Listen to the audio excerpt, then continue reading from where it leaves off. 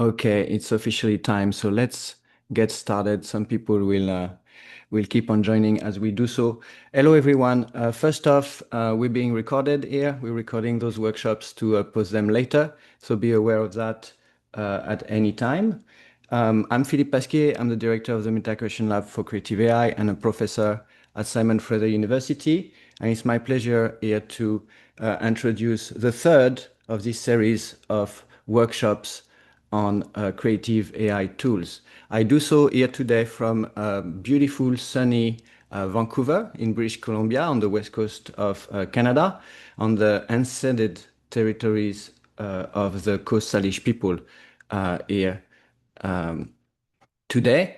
And this series of workshop is dedicated to alternative tools that are open source for creative AI. And this is something that we wanted to give those workshops because there is a real polarization around AI tools at the moment, especially in the creative industry. And there's a lot of haters of AI technology, and often for very good reasons. And, and often I myself share these sentiments.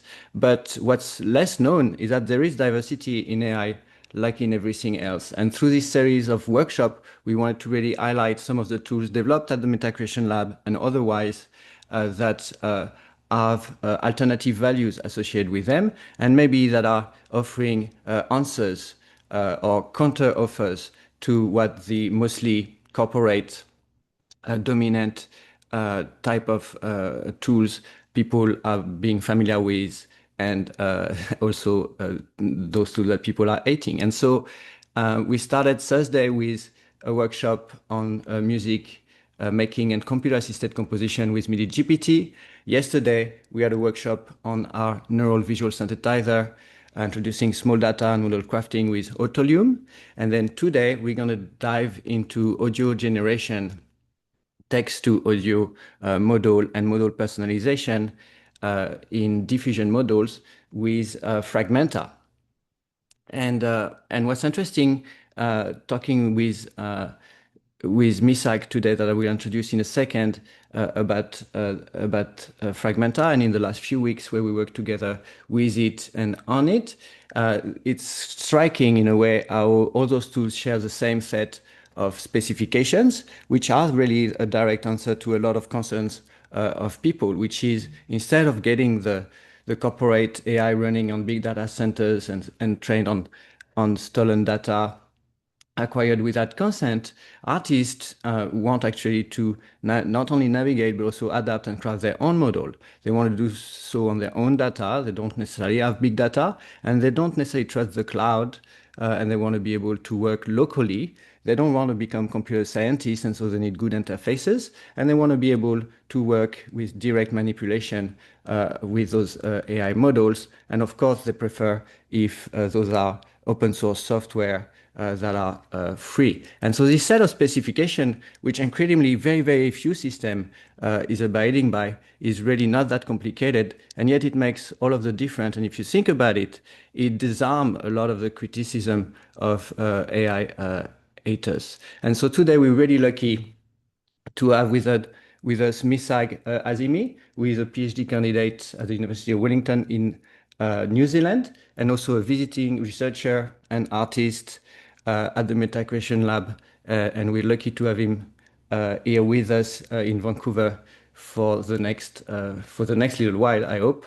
For a long time, we'll see. And he's the main developer behind Fragmenta. And with that, I won't say more, and I will pass it on to Misagh. Hello, Misagh, how are you today? Good morning. Thank you, Philip, for that beautiful introduction. And I'm absolutely honored to be here today, to be at Metacreation Labs, to be able to work with Philippe and the team, and to be here today to be able to present Fragmenta, um, which actually falls in line with everything what Philippe just mentioned. And that is why I actually came here to do this work in Vancouver at the lab. So yeah, my name is Misagh Azimi. I am an interdisciplinary artist and researcher. Let me share my screen with you. Here we are. There we go. Okay. Everybody can see the slides okay? Fantastic.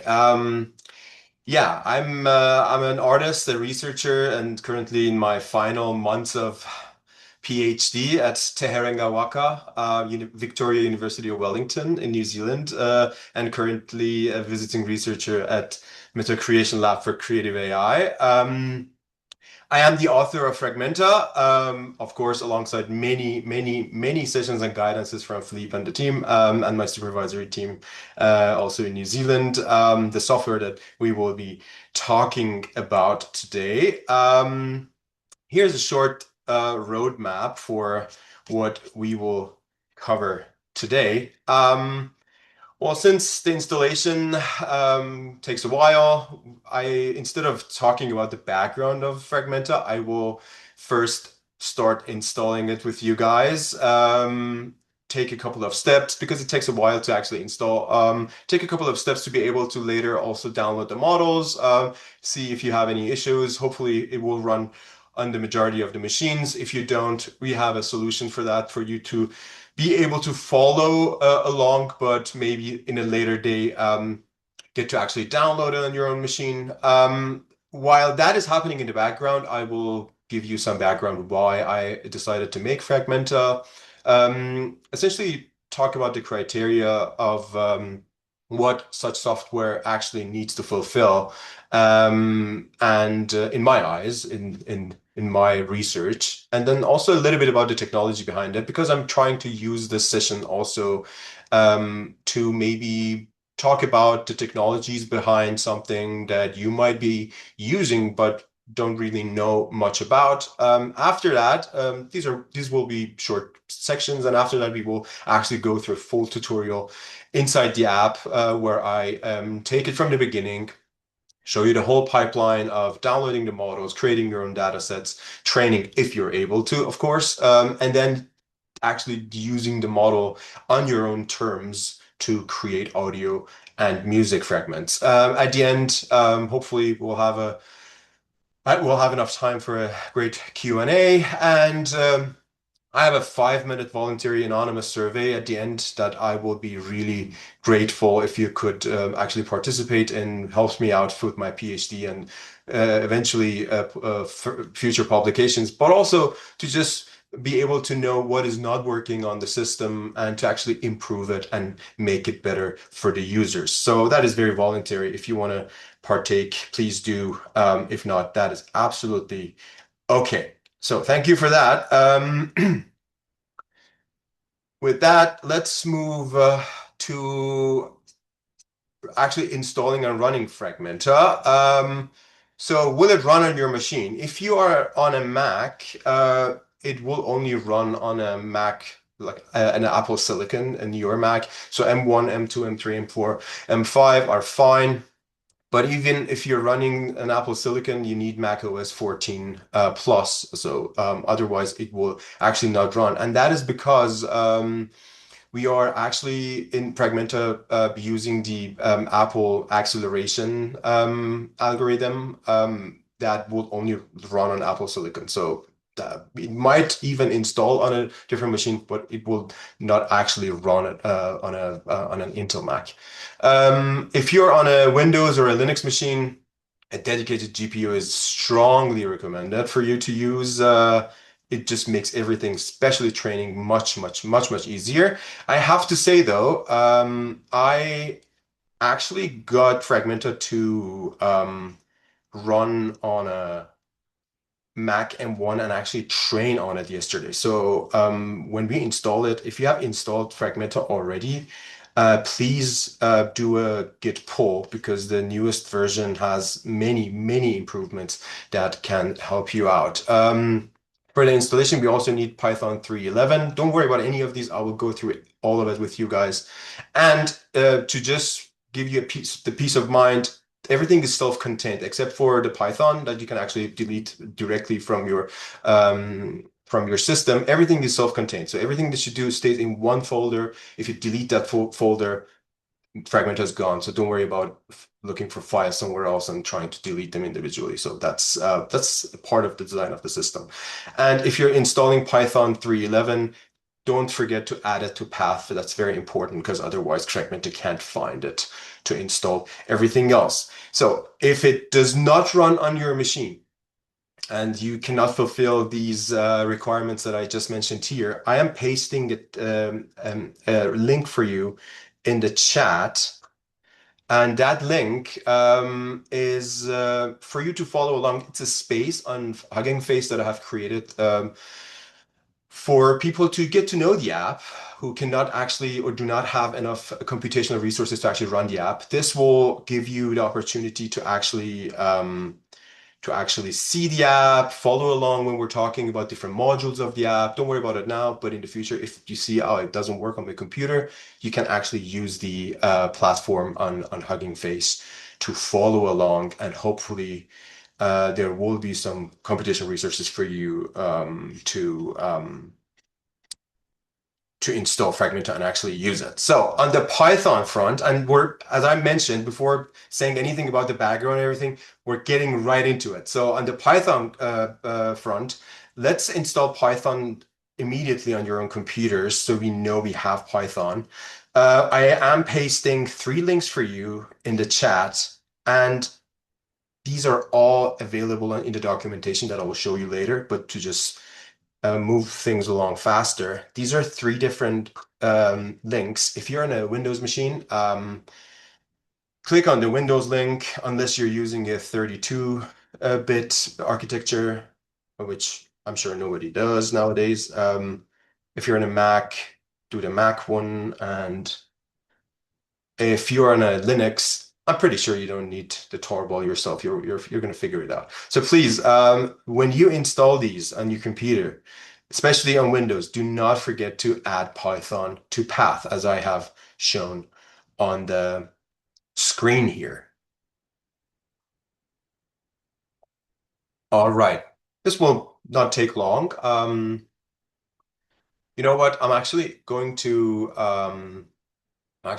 do it with you so you know how to actually do it. Here's the Python page. Here I am downloading the Windows installer 64-bit. And as soon as that is downloaded, I'm double clicking on it. It says install now. I'm adding it to path and installing it on my machine. This shouldn't take long.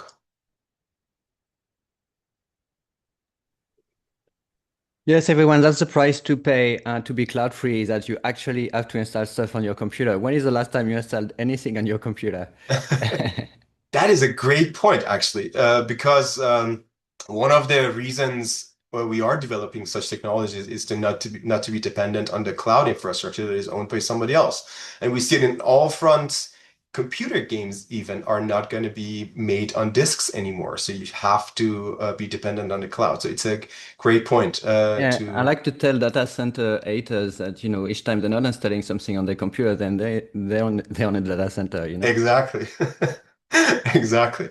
So yeah, we're doing it all together, and I just want to show you that doing these kind of stuff is not rocket science. And I'm pretty sure the majority of you already know all of these, but I'm trying to keep it for everybody. So yeah, Python should be there, and we should be good to go. And as I already mentioned, everything that we're going through today and to install and actually get Fragmenta running on your computer is available either on the GitHub page.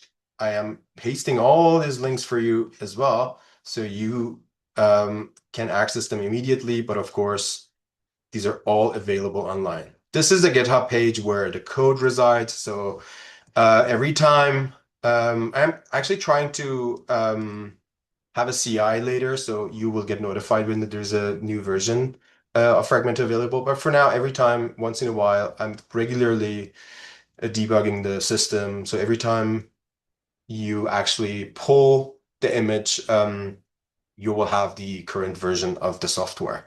And if you want to know more a little bit about the software, that's my website with Fragmenta on it, so you can actually take a look at why I have made it. So yeah, these are all available here as well. This is my website with everything Fragmenta. The link is available, and you can listen to some of the audios that I have generated with Fragmenta and everything else that you need for any future reference. And on the GitHub page, as I already mentioned, everything that we do today, even the Python installation, so it's all in here. So now let's actually go for the installation, if there are no further questions. So there are two ways to actually install Fragmenta. If you know your way around your PowerShell or the terminal, it's just as easy as just cloning the repo. So this is for the people who actually know how to use their PowerShell or terminal. So I always want it on my desktop, so I just go to my desktop and write git clone, and then I'll just always want to copy and paste the link, and here we are. It will just clone the repo on my desktop. Here it is, ready to go. The other way for people who don't know how to use their terminal, which is absolutely okay, is to click on this blue or sometimes green button that says code and actually download the zip. So it will essentially do the same thing. It will just zip everything in a folder, and you can put that folder anywhere you want, and then you have Fragmenta on your computer. As easy as that. So either clone the repo or download the zip, and you have it on your computer. Just track where you put it. Not the best choice to have it maybe on in your download folder. Maybe put it somewhere where you can know where it is and it's easy and accessible. So as soon as you have done that, then installing Fragmenta is as easy as clicking on a version of the Fragmenta command that is for your machine. What do I mean by that? So if you have a Linux machine, you click on the fragmenta.sh, which is this one. If you're on a Mac machine, you do fragmenta.command, and if you're on Windows, you do fragmenta.bat. When you double click on this, it will do everything for you to install Fragmenta. This will take a little bit. It installs essentially everything. It creates a virtual environment. It pulls all the stuff that you need for Fragmenta to install, and you don't have to do anything. If you have any issues with this, then we need to troubleshoot, and hopefully it's nothing major. But if it's something major, I don't think that's in the scope of maybe doing it today, but hopefully it will run on all your computers, and we don't have a problem with that at all. If it doesn't, and it's really doesn't want to run at all, as I said, the link that I pasted in the beginning is the Hugging Face base that I have created for you. This one. This is the first link that I actually gave you guys. This one brings you to the place where Fragmenta actually resides as a demo. So if I reload this, it will run just like the Fragmenta app, but this is only a demo because I do not want to redistribute the weights. So you can actually go and see how Fragmenta works, but this is maybe for later if you couldn't run it on your own computer. But let this one run, depending on your internet speed. This can actually take a while. So maybe let's go back to me talking, and then we'll come back to this. Oh yeah. So one more thing before we go back to me talking is we actually need the models. We need the weights.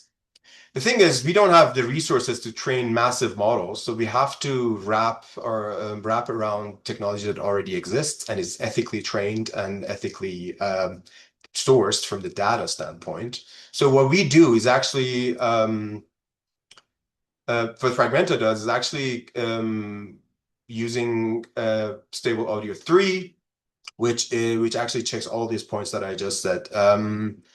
For that, to access that model, you actually need an account with Hugging Face.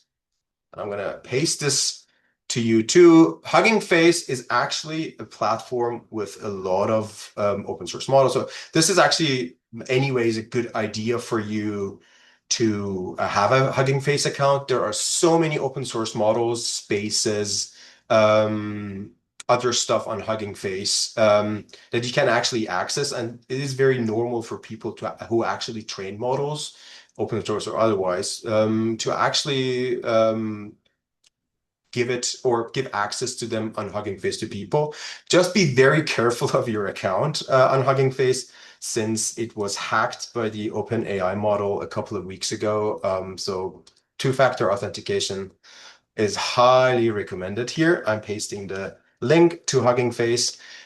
Here, you need to have an account to be able to download the model. So either if you have an account, log in. If you don't, sign up for Hugging Face. It's just email and password. It's free, doesn't cost anything. It's the main hub for models. I think they have over 3 million models available Wow. on Hugging Face at the moment. Wow, that is a lot of models. And in addition to models, as you saw, these are called spaces. These are where you can actually run your model. Oh, it used to be free to do it on CPU. Now it's not anymore. But you can actually showcase your models on the platform for others to actually try. Um, so models and spaces that are actually available to people. So yeah, I'm gonna log in here while you are creating your account for it. Yeah, two-factor authentication, highly recommended. Alrighty. So as soon as you have an account here, Fragmenta somehow needs to know that you want to connect to this account. And for that, a simple connection is made through the so-called access tokens.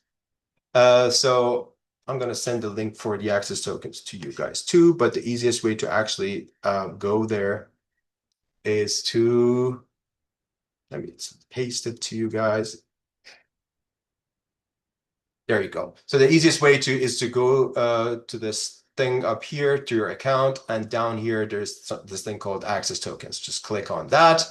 And what you need to create here, and Fragmented just popped up in the background for me, and it might have also happened for you guys. So that means that installation might be complete. So hopefully that happens for all of you in a second. Yeah, so to connect and download the models, you just need a read token. So Fragmenta only needs to read which account this is, and then you can disconnect it and totally run everything offline. For that, you go on create new token, and actually up here, create a read token. Call it whatever you want. I call it Fragmenta test. And when you create this token, this window pops up.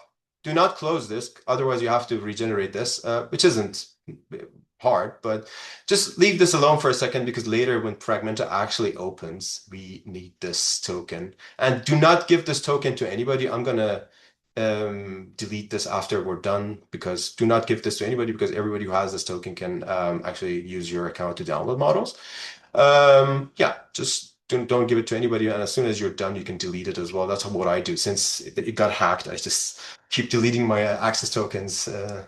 I'm not paranoid, but it just yeah, the whole system was down a couple of weeks ago. So yeah, leave this alone for a second until Fragmenta actually installs, and we can paste it in the system later. So yeah, this is the step to actually create the connection between Fragmenta and the weights, the models actually. So one last thing is we want to do everything by the book, because our goal here is to actually use models that are trained ethically and are not with stolen data. We want to use these models also by the book. So this means you also have to accept their terms and services. And because Fragmenta is a software that is open source, and it holds a copyright.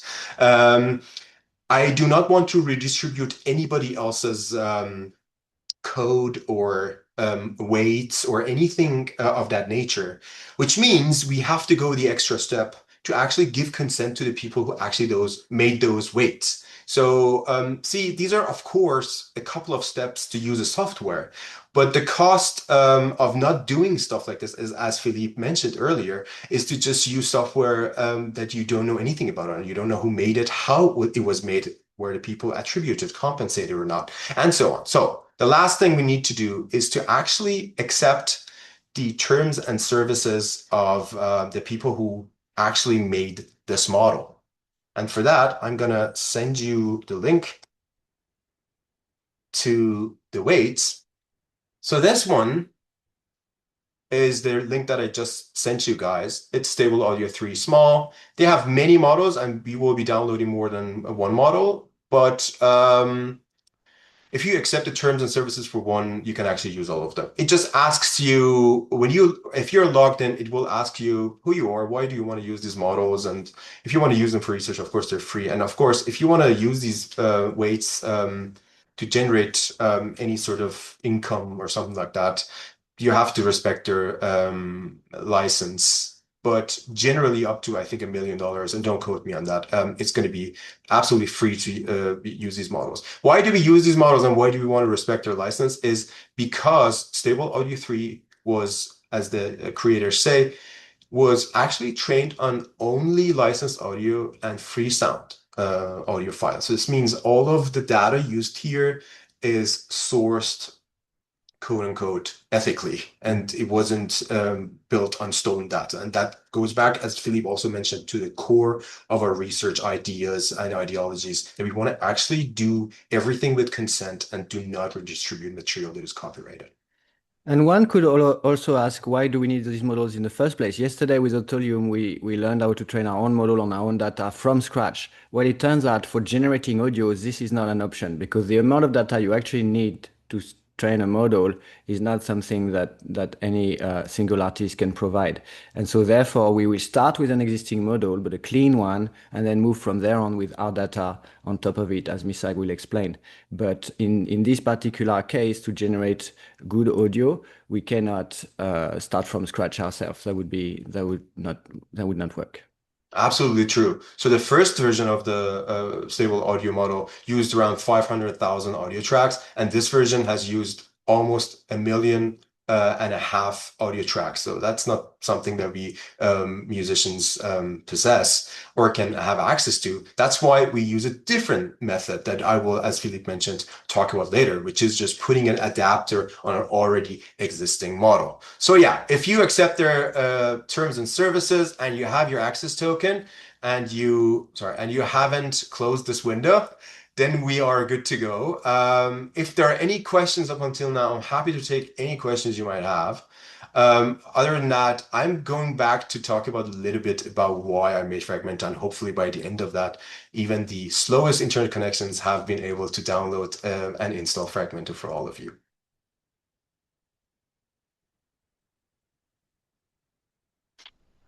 Hi, I just have Oh, I have one question. yes, please. I set up everything before, but I never got a window to actually agree to any terms of services. So I don't know what. Are you talking about Hugging Face or are you Yeah, talking yeah, about yeah. Fragmenta? On Hugging Face. So you are logged in on Hugging Face, Yep, open the Stable Audio 3 small model, small yep, music. yep. Okay, did you open the base model maybe? Oh, I That did. I did. Okay, Yes. that's okay. That's the thing. I don't know why, but the base model does not ask for any terms and services acceptance. But if you don't do it on the music model, it will not allow you to download the base model. I have dealt with this before. So please Oh, go to the new link, and also you can do it directly inside Fragmenta as well. yeah. Just go to the new link that I have sent with the small music when Hmm. you're logged in, and as soon as you do that, you can download all the models. Okay. No worries. Okay. Hmm. Anything else? Alrighty. Okay, so let's maybe dive right into it. A short section about why I have created Fragmento at all. So just a quick side note, if you want to know more about anything that I mentioned in this short section now, there just refer to a paper that I just published about the topic. It's about how such such technologies in a commercial form are reshaping not only how the economy of music works and music works, but everything around it. And I will mention some of them very briefly here, but if you're interested, I just pasted the link to that paper in the chat. So Essentially, let's start with the current landscape. Commercial music AI platforms use one thing exclusively in their marketing, and that is anybody can now make music. So it's ultimate democratization. Just type a sentence in semantic language, and you will have music that will come out. And underneath that promise just sits a very simple fact. These platforms train their models on vast catalogs of existing music. They did not ask for consent. I'm not saying allegedly anymore, to be honest, because the case between GEMA and the German licensing entity and Suno a couple of weeks back showed us that they actually did not ask for consent and actually used recording data. And with that, they trained models, and now they have a product that they give to people for a subscription fee. And that product is actually competing with working musicians who actually made raw data to make such models possible. So I want to give you two words for what these systems actually do, because I think reproduction, how we learned it from music recording and actually music business the way it was, does not apply here anymore. And reproduction here is the absolute wrong word. I call these what these models actually do to music and what they are providing as a commercial service. I call it fragmentation and reconstruction. So fragmentation is millions of recordings are broken down into tokens, into latent statistical representations. And in training, using these tokens, latents, and so on, gradients are updated around billions of parameters. And when the training is done, in reconstruction, as opposed to reproduction, reconstruction now creates new audio, which samples back out of these learned distributions and latents and so on. So a generated blues song sounds like a blues song, even like a specific artist sometimes, but it doesn't have any of the traces of the specific performance. And there's no relationship to the source. It's sort of smeared or distributed across millions of works of music. So this might, for those of you who are actually familiar with AI and how AI works, this might sound like encoding and decoding, but I chose these terminologies because they have cultural and economic implications beyond only encoding and decoding, so beyond the computational only. So the consequences are actually pretty huge, and I break them down on different levels, economic, political, and artistic as well. So when I talk about reproduction, I always think about Walter Benjamin in the 1930s. Very similar time, war, new technology, camera, very similar times. He distinguished between art that politicizes, that lets people actually see and act on the conditions they live under, like the workers who saw themselves in the film. And then art that aestheticizes, that gives masses the feeling of expression without giving them actually the means of production. The relationships are untouched there. So AI platforms look very democratic. Anyone can generate music, anyone can generate images or video, but the technology is absolutely proprietary and you have no access to these technology other than subscribing and prompting them. The training data is also enclosed. We don't know how and on what kind of data these models trained. And the access, as I said, is sort of rented through subscription. So it's all in the cloud. You get the expression, you don't get to hold the apparatus, the means of production. You can subscribe, and if you don't subscribe, you don't have access anymore. This is almost exactly what Benjamin called art that aestheticizes and actually does not grant any rights. He associated aestheticization with fascism, give people expression, but they don't have any rights to participate. This is the political aspect of it. When it comes to music making and music creation actually itself, when I was reading Christopher Small's concept of musicking, which he calls relationships that actually create music, everything that we do around music is actually part of musicking. So it could be composing, it could be performing, it could be anything to that regard. It could be even singing in the shower. It's all part of something that is made out of relationships and not only objects. So someone prompting a Mother's Day song for their mom in Suno, they're actually also musicking. What I argue has changed here is that musicians who actually provided the raw data for these models to actually work, they're not participants in the system whatsoever, not at all. They have become only raw data, and when people prompt the system, these musicians are actually not there. They're not present. They're not participants at all. They have become only raw data. So the relationships within the ecosystem of music are also broken through practices that actually take and extract data and cultural heritage in music and do not give anything back to the people who actually made that happen. And last but not least, of course, Jacques Attali's noise in the 1970s, he said music is prophecy. It explores new code faster than the rest of society. He opposed actually repetition that recirculates what already exists. It just keeps repeating, keeps repeating, keeps repeating, nothing new, to composition, which actually breaks the code that exists musically and also socially. Whatever the training objective of these AI models is, these models are optimized to approximate the distribution of their training data, not to transcend it. What does that mean? Is actually structurally, every time you prompt a model that has a pool of representations, it can never transcend what is inside the pool. So there's no composition happening there. It's just repetition in Attali's sense. And these are not musical terminologies. These are social, these are economic, and these are political. So this we see that nowadays in a genuinely transcended. We see entire streaming catalogs worth of music coming out of Suno and Udio every 2 weeks. So everything is just sort of repeating itself. And all of this actually runs on a particular economy, fragmentation,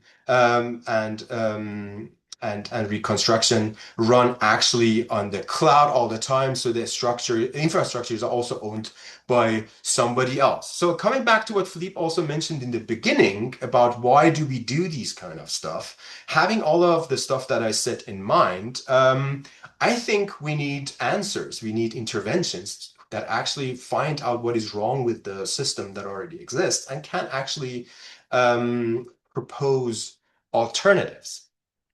So one answer, which I want to really focus on, not really focus on, but I want to emphasize is refusal. And I genuinely respect anybody who wants to refuse using these technologies. Don't touch it. All right.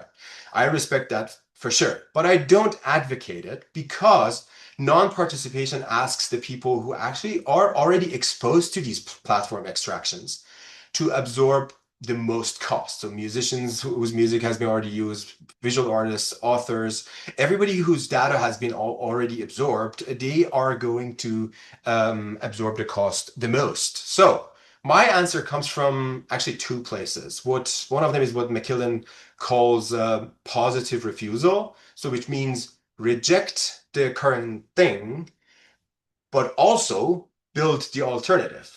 And McKillen's framework is actually collective, but I'm trying to apply it here to an individual artistic approach. So we're not only rejecting something, but while we're rejecting it, we're trying to make an alternative. And the other one is the scrappier old tradition of circuit bending, where all the model bending and stuff like that actually come from. So taking a piece of technology apart and repurposing it on your own terms.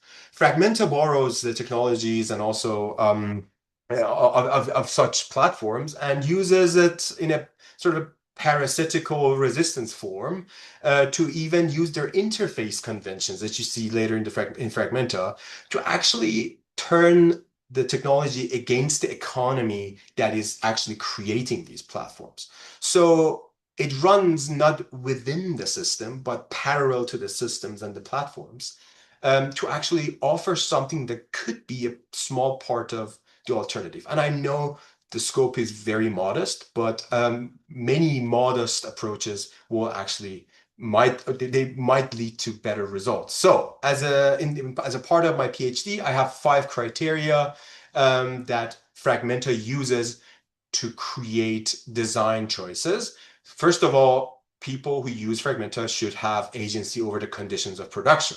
So we, in Fragmenta, as you will see later, we expose the whole pipeline. People can actually get in there and do something with the hyperparameters and with the data, so they can change actually the apparatus, so they have agency over their own data. The next one, the next criteria, is to have consent, attribution, and withdrawal. It's your own data. If you want to use it, use it. If you don't want to use it, don't use it. And if you delete the model, nothing leaves your own computer. It's all in there. And if you and the model, the base model that we used was actually trained with consent of the people who provided the data. The third one is the compositional rapture. You train the model, you steer it, you implement the fragment. So in every step, you can actually change what the model, or actually implement it differently, what the model creates. And you can change the hyperparameters to come up with novel sounds that might not be able to be created through the systems that are proprietary. And one of the most important ones, it is outside the rent extraction infrastructure. So it's not on the cloud.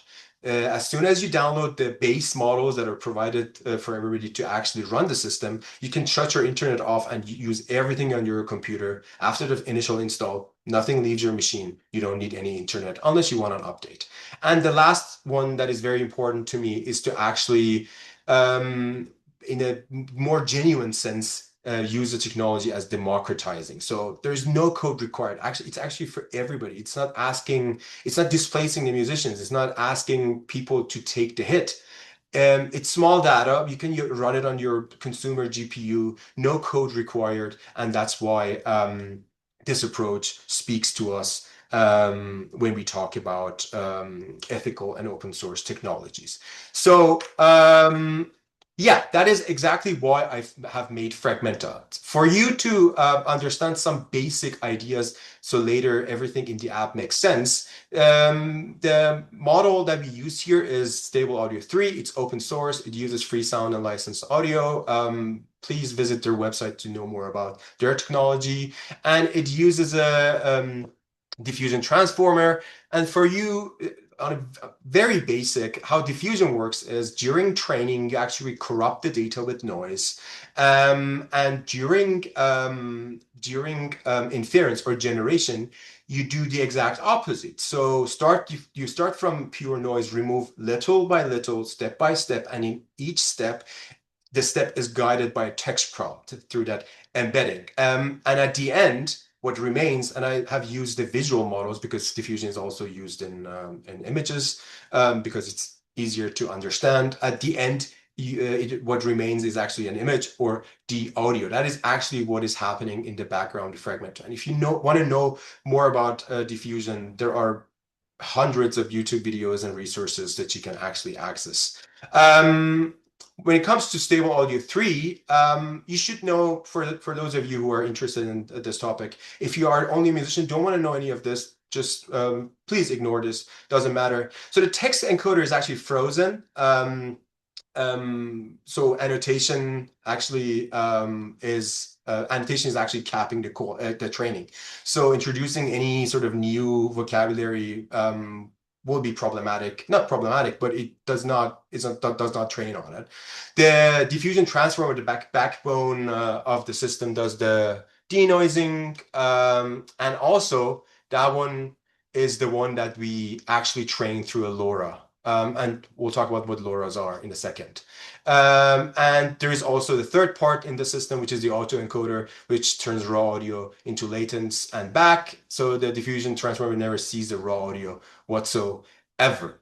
And what is LoRa? Imagine we have a very big model. And as Philippe already mentioned, training that model does need a lot of resources, especially when it comes to diffusion and audio, needs a lot of resources and a lot of data. So instead of retraining something to personalize it, what we are doing is we are actually training a tiny matrix or matrices, sorry, and those matrices actually are used as an adapter on top of the model, and they guide or steer the system towards what you want. So you train matrices on your own data, and then what is created, the LoRa adaptation, you put it on the big model, and through that you can steer the model instead of retraining a huge model, which needs a lot of resources and a lot of data. And this is very, very useful and very effective as well. And the adapter files are also very small, so easier to store. And through this, you can actually steer a big model to sound more like you. And this is what Fragmenta does as well. All right, these are the backgrounds that we need to start working Fragmenta. Any questions when it comes to any of the stuff that I just talked about?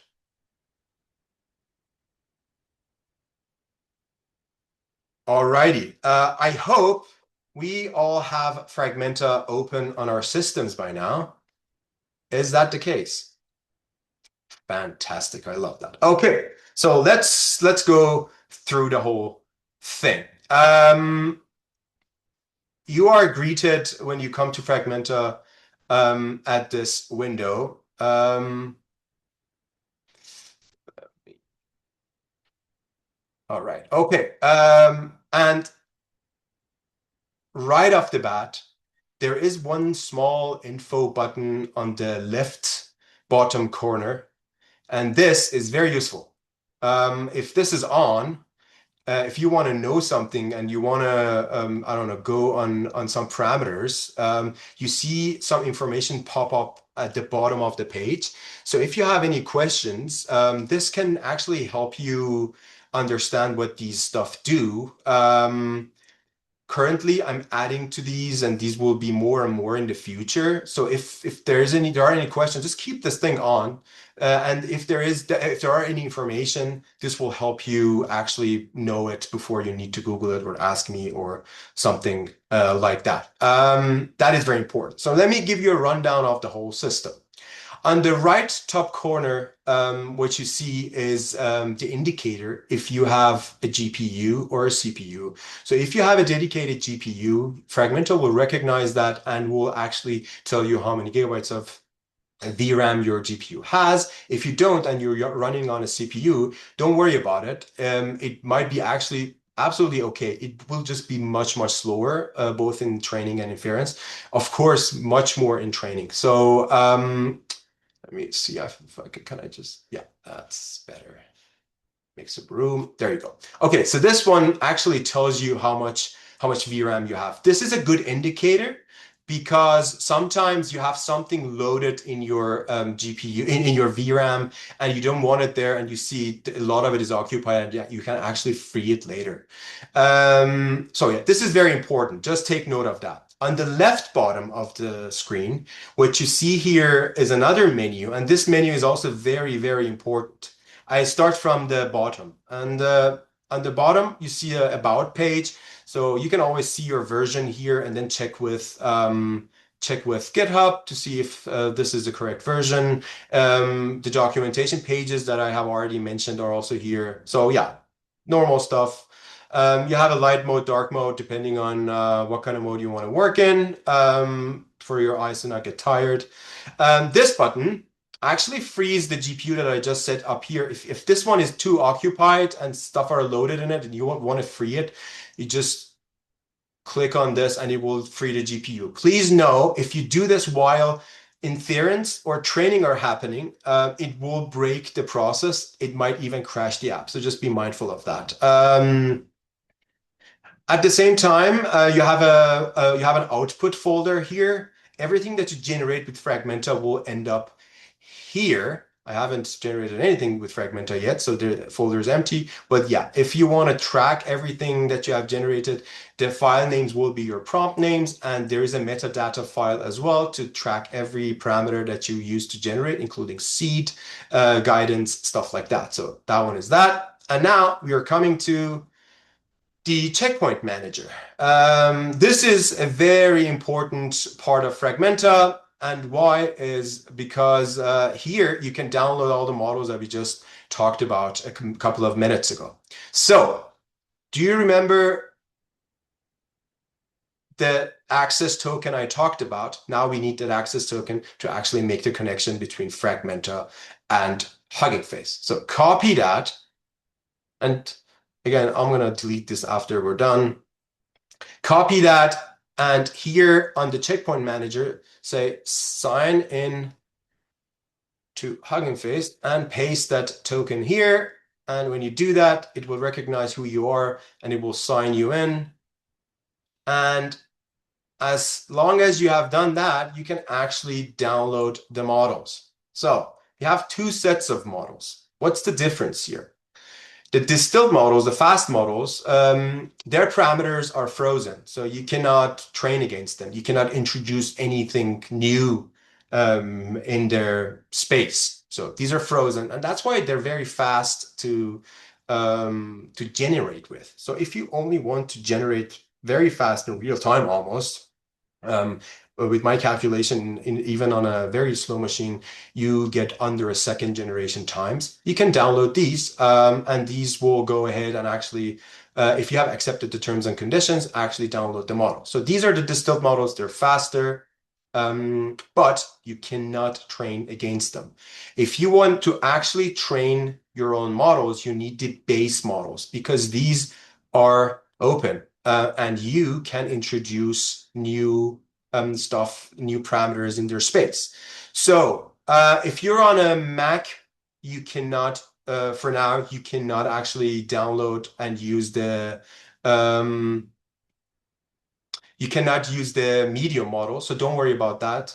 Just use the small music models, base or distilled, or the SFXD FX model. But if you have a dedicated GPU, you can actually use the base bigger models. So this should be working for all of you now. And if it isn't, I would love to hear from you if it's not working.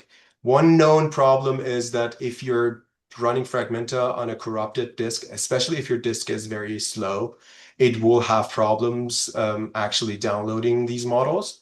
If not, there shouldn't actually be a problem downloading these models. Hopefully, it is all running now.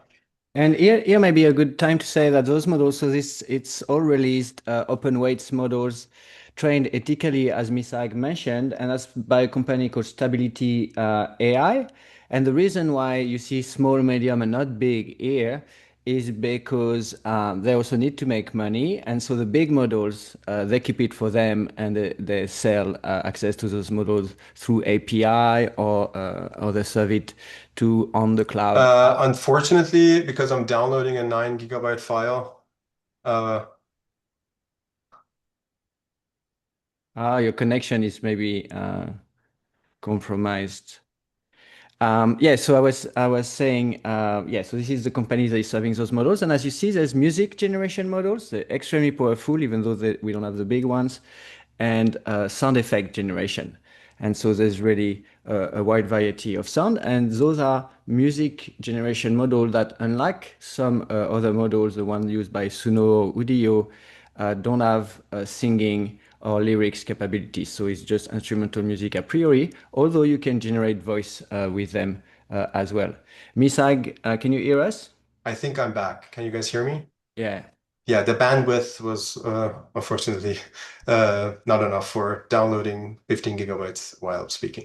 Okay. All right. So exactly, I heard only half of that because of the vocals. Yeah, these models are incapable of actually doing human voice in a way that is not gibberish. So yeah, no vocals here.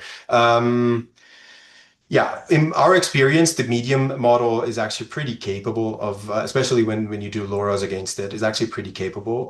They have even a bigger model that is actually really capable, but that one is gated behind an API, so we cannot use it open source. That needs to be paid for. So that's not what we usually go for. So there's one other model at the bottom here. It's a line clap that you can see.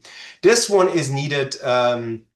Later in data set creation if you want to actually automate your data set tagging. So if you have a data set of I don't know how many hundreds of files, even if it's less than that, doing it by hand might be very daunting. So I've come up with some shortcut that actually gives you the scaffolding to automate this, but not do the job for you, but to actually scaffold something very, very reasonable so you can work with.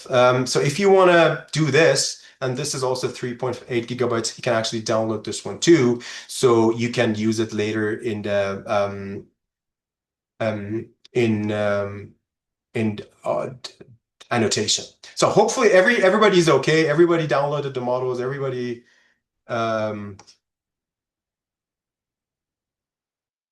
freezing again, I'm assuming. Yeah, that's right. Okay. Yeah, you need a bandwidth All right. manager for doing that. Yeah, that's very true because yeah, actually my internet is extremely fast, but it just takes the whole bandwidth to download, and it's yeah. Just give me a second for the model to download. I'll be back a bit better.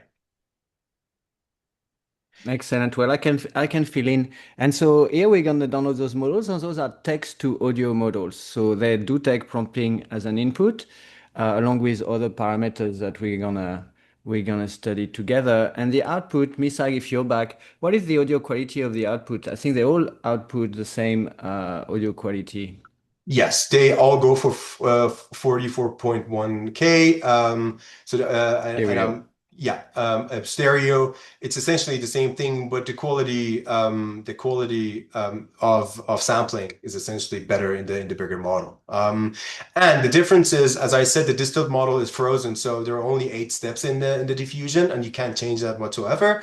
But in the base model, you cannot go up to 250. And these are not the same steps in that sense because that one is frozen. But the bigger models, you can actually control how many steps you do. So the quality can also vary from that perspective. Yeah. So somebody asked in the chat,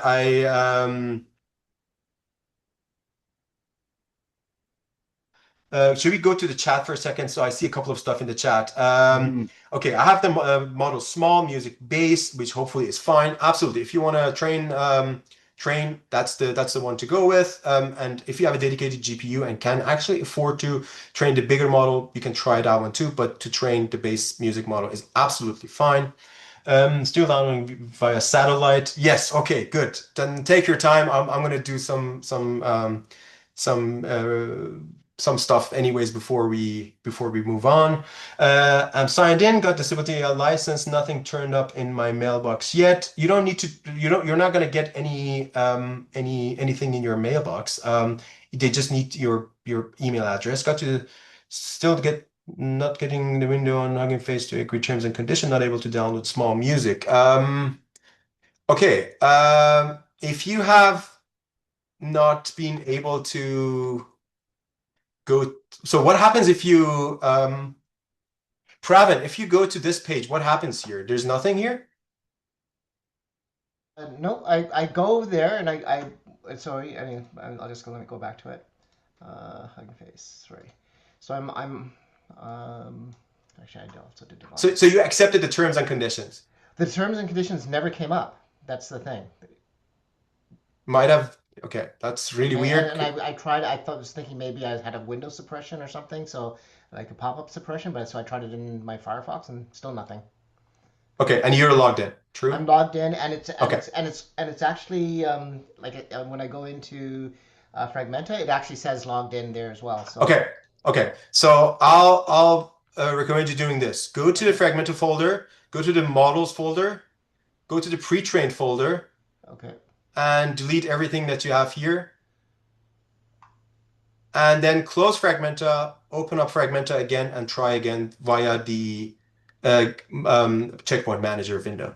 okay, And if that doesn't help, just let me know. okay. Thank you. Fantastic. Great. This is, by the way, where Fragmenta everything resides. So because I just downloaded the models, I see the models, all of them here, and also the additional model, which is the clap that we downloaded, is also here. Okay. Great. So now we have the connection, we have the app, we have the models. Where do we go from here? Let me give you a rundown of all the tabs that actually exist in Fragmenta. I have modeled the workflow of Fragmenta after 2 things. The first one is how machine learning works. The second one is how an artist would work. Because of that, the whole pipeline works like this. You create your own data set. through the dataset workbench. It's your own data. You tag it, you prepare the dataset, and Fragmenta does everything for you for the model to digest your data. So you don't have to do anything after you just given the data and annotated that data. When that is done, you go to the training page. And through the training page, you can actually train a model with the data set that you just created. We don't have a data set yet because we haven't created one. And these two are actually not necessarily connected to these two. So you can use actually, as soon as you download the models, you can actually use the generation tab and the performance tab. So these are only connected to if you have any models. So if you just want to experiment with the trained models of stable audio, just use these two. But if you have created any models that you have trained yourself, then you can go to the generation tab. And on the generation tab, you can choose the models, so either the base ones, or if you have created any LoRAs, the LoRa adaptations we just talked about, the adapter, you can actually load them here and then prompt and generate with them. So create data sets, trained on them, generate with them. Let's And the generate last, something for fun. sorry? Oh yeah, To break the suspense, you should generate something. I'll do hi-hat without any other thing. So the first run is always a cold run, so you can see it in the terminal. It's a cold run, which means the model needs to be loaded into RAM. So the cold run always takes a while. It's always longer. But then after it is loaded into RAM, then it should be all way, way faster. And you can see at the top right that the GPU memory just went down because now the model has been loaded into your VRAM. Exactly. So we have less memory available now. So so this has a snare on top of it too. I didn't want the snare, but it has the snare too. So now that the model is actually loaded in RAM, if I generate again, it will be much faster. It's already done. So it's almost real time.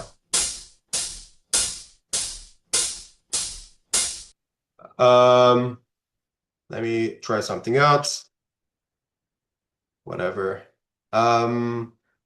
Also very fast with the small model. Clearly, this is not a techno beat. So that's the unpredictability of the model. Some things to see here. One of them is the information. So it will tell you what the seat was, everything. We're going to talk about this later. So this generated fragments part is going to show up to 50 of your files. And if you go to the folder that I just mentioned, the outputs folder, all of the generated files are in here. So you can access them and use them actually in your compositions, installations, whatever you want. What makes Fragmenta maybe a little bit quirkier is that we actually have the performance mode, which essentially turns audio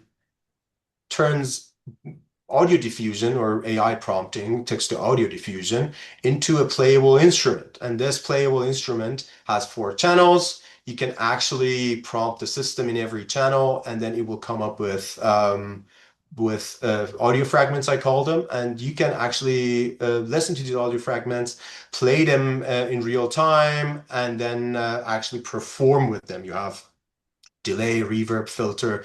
We will come to all of this later. So this is how the whole thing works. Create data, train on it, generate with it, if you want, even perform with it. This is the outline of the system. So we will start from scratch with creating an actual data set, so you know the pipeline of how to create data sets and then go through the whole pipeline. Any questions so far?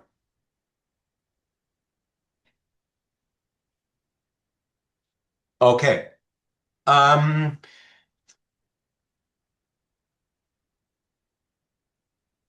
Okay, let's go to the chat for a second. Click on the title of small music. Exactly. So if you're not signed in, I want to sign out for a second. If you're not signed in, everything that I mentioned in the beginning to fast track our process is also linked here. So you're not going to do anything wrong here. You can create a Hugging Face account, create a token. So later, if you don't know how to do it, Fragmenta will guide you through it. And also, if you click on the model names, it will take you to their page to actually accept their terms and conditions. So everything that I did in the beginning was to fast track. But if you're doing it on your own, Fragmenta also guides you through it.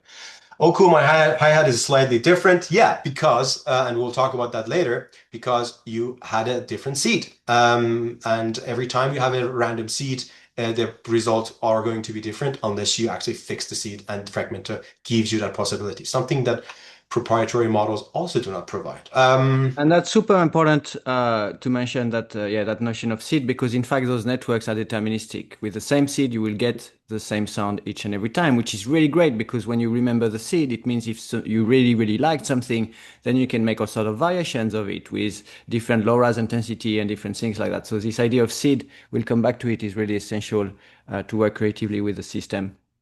Absolutely. Great. So if there are no other questions, let's start with the whole workflow. Let me minimize this and maximize Fragmenta for maximum space. Alrighty.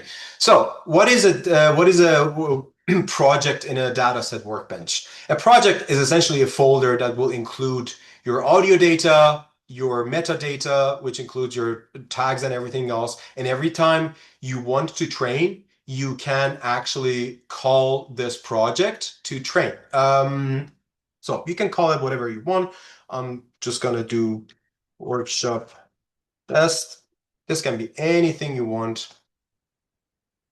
All right. And as soon as you have created a project, this project will be able to include audio and the annotations that belong to that audio. The goal here is to actually add audio files and then work on them so they have respectful annotations for the system to train on. So the first step here, after creating a new project, would be to add audio. And to add audio, you first choose a folder of audio. And you have two options here. The first one is to actually copy the content of that folder to the Fragmenta project folder. This means if the data is on your computer, this will take double the amount of space because it's already in a different folder and you're copying it again inside Fragmenta. This is good if you want to chop up stuff because the dataset workbench actually allows you to cut stuff, to change them, stuff like that. So if you want to do any changes to your data, I recommend actually copying that inside the workbench so your original data is not affected whatsoever. The other way is if you know you're not going to do anything funky to your data is to symlink the data. So it will refer to the originals without copying them inside the project. This will not do the double amount of data on your computer. This saves space. But if you chop it up, if you change something, it will actually write that on disk and actually affect your original data. So if you want to make changes, use the copy to project. If you don't want to make changes, do link to the originals. I'm just gonna copy the project, copy the data to the project, and to just show it to you what happened just now. I go to the Fragmenta folder, I go to the project, workshop test, and every file that we just imported is actually copied inside the project instead of being referred to through a symlink. So now I have 20 audio files. You can listen to them. You can go through them. You can scrub. You can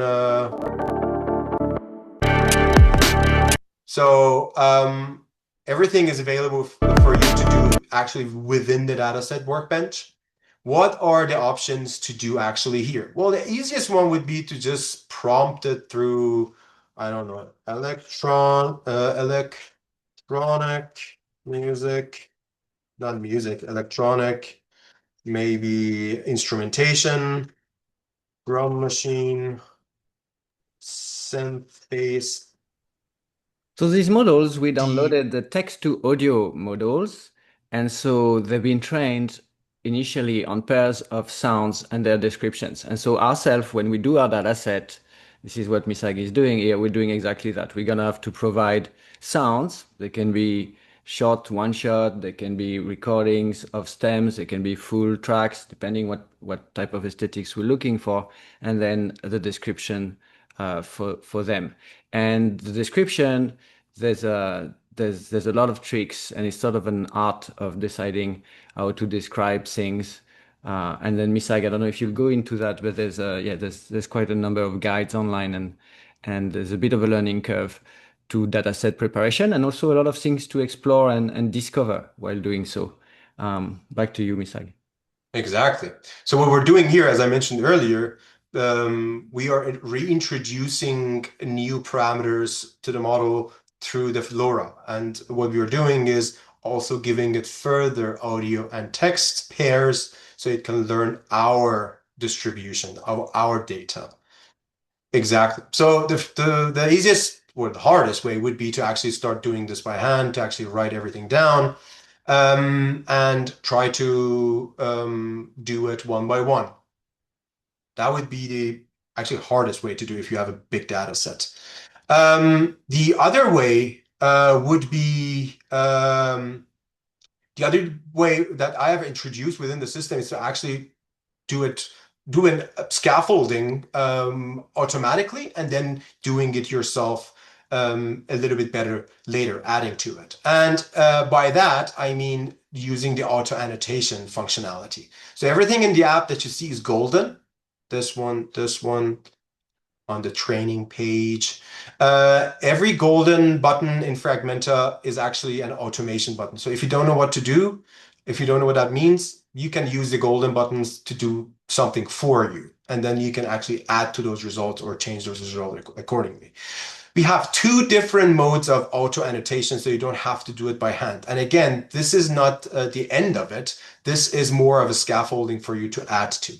The first one is the normal sort of auto annotation. This one uses LoRA to actually do a couple of things. It does tempo detection, key detection, brightness detection, so it can tell you if it's a dark track or something else. It can tell you if it's major, minor, what key it is, and so on, and give you the tempo. So this one is a little bit more limited. So if I do it, for example, on this one, it needs to start the whole algorithm, but it will give you something that is very often accurate, but not always, as it is with AI all the time. You should check it yourself because sometimes it's just not correct. I mean, this one is not even AI. This is just LoRA doing it. But it's a classification job. So yeah, this might need a second. So yeah, and one thing that the auto annotation, as opposed to the self annotation, manual annotation has, are these different templates that I have created for you. What does that do is this is how the model was trained by Stability AI. So these parameters are actually better readable for the system. So you don't have to put these in yourselves. The model will do it for you, and then you can go ahead and correct them. So these are the conventions of the model itself that I have embedded into these templates. So if you don't have any full tracks of music, if you have instrument tracks or stems, you can use this one. So it's not the whole music, but only stems and tracks. And samples and SFX do the same thing. So you can use a template, then auto annotate, and it will give you these parameters in the shape of the convention that model actually accepts the best. So this is the simple tier of annotation that auto annotation does. If you want to do all of them, you can just do auto annotate, and it will go through all of them and actually do them one by one. If you want to do only single ones, you can actually use the auto annotation one tier on a single track, and it will do it for you. So that's the simple annotation. If you want a rich annotation, we are using Align Clap, the model that I said if you want to do auto annotation, you should download, and hopefully if you want to use it, you have downloaded it. It's not that big, so it also runs on CPU. I did it yesterday on a Mac M1, and it actually did a pretty good job fast on my CPU too, on my Mac. But here I have a dedicated GPUs, and you can see we have already some the small model inside our GPU. So if you have only 8 GB of RAM, at this point you could have, for example, cleared your GPU so that small model is not in the VRAM anymore, hopefully. Yeah, it's gone. So we have more space to do other stuff with our other models. So that's something to keep in mind. If your computer is out of memory, if you get an OOM, you can actually clear your GPU, free some GPU VRAM and do and keep going. Exactly. So now I want to do rich annotations, which means this will go actually through a vocabulary that it has with different genres, with different moods, with different instruments, and it will actually tag these audios against these categories and try to actually write you a description, an annotation that actually is corresponding to this. Again, this is not always correct. This is scaffolding. You have to change it. What I have noticed that works best is if you, by default, so these are very inclusive of like all genres and moods. So if your data set is very diverse, this might work for you. But what I have seen works best for me so far is that I actually restrict these to the data set that I have. If my data set is not very diverse, I just restrict these and try to tag them differently with the ones that I want them to be tagged. You have to understand this. Genre and mood, all of these are actually competing with each other. So one of them is correct. Um, Sometimes I could maybe even include two moods here to be correct at the same time, but generally, genre, it's usually one of these, and the model is actually scoring all of them against each other, and the one with the highest score will actually be put here inside the annotation. Mood is the same thing. It's not going to be two of them at the same time, so it scores it against all the ones that you provide here and scores it then the one that actually comes on top wins. Instrumentation is more than one. So you might have more than one instrument. So that means having different instruments here actually helps the model to come up with the correct instrumentation of the track that you give it. So you could clean all of this and actually start with your own tags. For genre, I could do, for this particular data set, I could do experimental. And then when you actually enter, it will take that as a tag. I could do techno, drum and bass, I don't know, glitch, ambient, and so on. And also, you should know here are the tokens that are very close to. The only thing that I'm getting over the and not when I know about these Shakir, your microphone is on.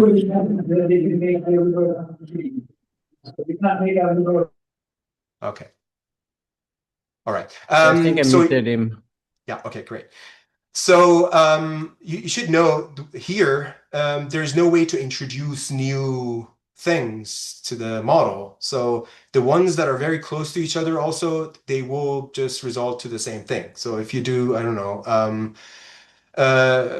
drum and bass, drummy and bass and stuff like that, it will fall into one category. So introducing too many might also be counterproductive. For the mood, I'll do, I don't know, driving, dark, hypnotic. And if you misspell something, it will also be ignored. Euphoric, melancholic, tense, pretty. Now I know you guys know what kind of music I make because these are all my own music. Stuff like that. So that would be my mood. And for instrumentation, I do synthesizers, plus synth. I do pad. Well, it's not an instrument, but let's do arpeggio, drum machine. This is a little shady, but let's do it. Percussion, piano, strings, and this can be depending on your data set totally different. And it Stuff like can that. overlap with some of the tags that exist already in the dataset. Exactly. Or you can really make your own in your own language. Exactly. What's going to be important is to remember those tags, because this is how you're going to recall the different, in the fragmentation reconstruction framework of Misagh, you're going to recall the right type of reconstruction based on how you annotated your data. And that means not all of your data should be described with the same thing. Otherwise, it's just one big aesthetic that you can apply when you're gonna tag. In fact, you need to sort of hit a little balance between redundancy and diversity in the description of those tracks, so that then you can really manipulate the different part of the model and go into the different corners of that aesthetic that this data set is representing.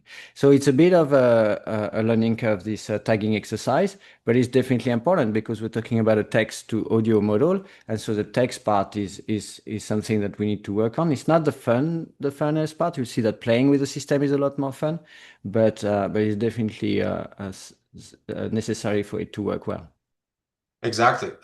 Somebody mentioned musique concrète in the comments. That's exactly what I'm going for. I have actually a framework coming out on Isaiah this year, where I have called this whole approach conditioned stochasticity. So I'm going back to old musical traditions to connect everything that we do with this AI system to connect it to music. These are not autonomous agents, but rather within the frameworks of music. So that is very apt that you mentioned musique concrète.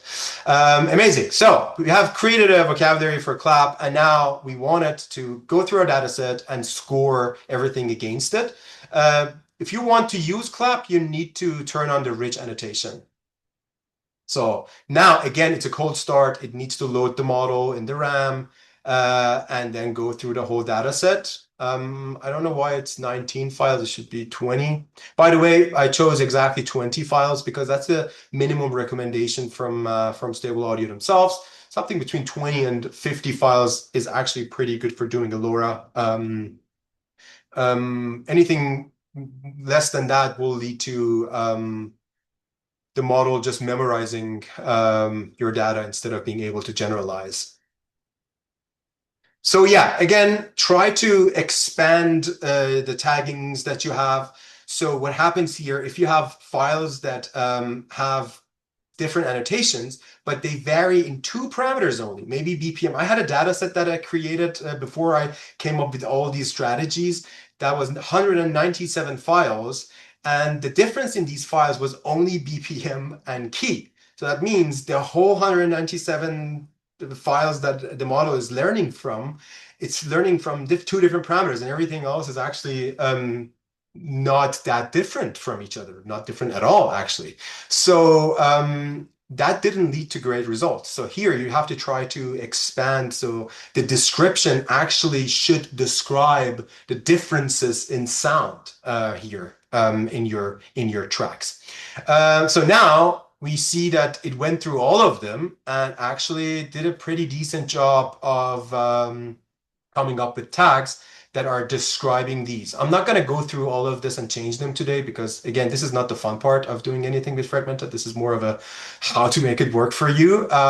But I had Skip already annotated on, and this is why this one didn't get annotated with Clap. So I'm going to do that again. A couple of more things on this page, if you're interested in working with it, is, well, 4 things, sorry. The first one is, if you have a track that the beginning is absolutely different from a different part of it, you can actually chop it up. So, and this should be only because the track has different moods, different instrumentation. So to actually have a variation in your whole description, not because it's too long, because the tracks get chopped up later anyways by the system. So that shouldn't be the case. But if you want to actually say, well, until second 30, it's the different track, different instrumentation, stuff like that. If you don't want to do that in advance, you can actually do it within the system. The second one that I want to talk about is to inject text. So if you want to inject something, I don't know, some word to all of them, you can do it at once. So this was daunting. This wasn't, this is added now at the end of the track. I'll do undo. I do prepend. It now comes up in the beginning. So yeah, before you had to do this manually, now you can do it at once. The health will show you if your data set is healthy, and what it tracks is actually, do you have files that are too short? Do you have files that are not not tagged? Do you have files that are tagged the same or similarly? So this will go through your whole data set and tell you what's going on here for you to have a relatively healthy data set. And the last thing, the fourth thing is saving here is only the state for you. If you want to actually keep the data set, you have to create the data set. And this will feed it through the system so you can use it later for actually training. So this was it. Essentially, use the auto annotation, go through it, make your own changes, make some funky changes, do something. I always say you can lie to the system because then it becomes interesting. Tagging a system to give you yet another guitar or yet another piano might not be the best case for using this incredible technology. So be creative, do something that is unorthodox and see what the results are. We have been experimenting, especially Philippe, with some LoRAs that we created with these kind of approaches and just going wild with the results, and they're very interesting. So I'm going to create the data set. And as soon as I have done that, I can also later load it. If you see, you can have as many projects as you want. You go to the top, you create a new one, and if you want to go back to the system, to the data set that you have just created, you just click on load, and the data set will pop up here, and you can actually load it. Fantastic. Any questions regarding creating the data set?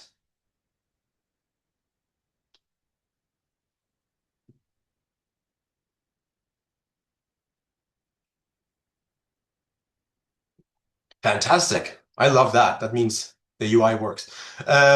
Beautiful. Doing this, the next step would be to actually train something with this data set that you just created. And that one is also pretty straightforward. Any data set that you created is accessible through dataset drop-down menu on the training page. So you can just go here, choose a data set that you have created, and do something with it. So, three things here. The first one is to train, if you want to save some time and also computation, you can actually pre-encode the latents that are in the data set. Sure, this means you actually create the latents in advance, so the model while training will just see the latents and work with them instead of creating them, then seeing them and working with them. So this means some of the work is already done in advance for you, so the training will be much faster. I recommend this, especially if you're doing your training on a slower computer. So doing this in advance means your training will go smoother, your computer is not going to crash, and it's going to be also faster. This is one thing. Just know, please, the latents that you create are different for different models. So if you create your latents while you have selected the medium model, it will only create the latents for that medium model. The latents will not work with the small model. So you have to recreate those latents. Also, to see those latents, let's go to the Fragmenta folder. So I just want to know that you guys know where the latents are. In the projects, as soon as I create the latents, there will be a latent folder here. So you can delete that latent, you can substitute it with a different latent from a different model. So yeah, that's something you could do to actually make the process faster. Again, the normal models, let's call them the distilled models, are not available here because we cannot train against them. We can only train against the base models. Please do not forget that. Do not ask why I have only downloaded the small model. Why can I see it here? Why can't I train against it? Only the base models. So let's call the LoRA something. I want to call it test workshop LoRA. And let's pre-encode the latents while I talk to you about the advanced settings. And this will go through. Yes, somebody has a question. Teresa, please. No, you don't have a question. Okay, cool. No worries. So do we have a bug here? Because we have a bug here. What happened?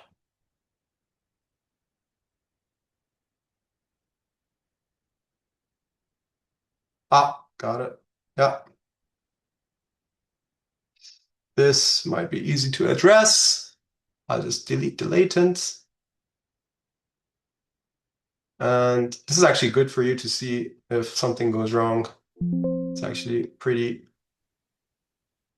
easy sometimes to fix it, and sometimes it isn't. But yeah, I just deleted the latents, and hopefully it now encodes. If it doesn't, it's still okay. We can still train. Okay, it doesn't want to pre-encode. I don't know.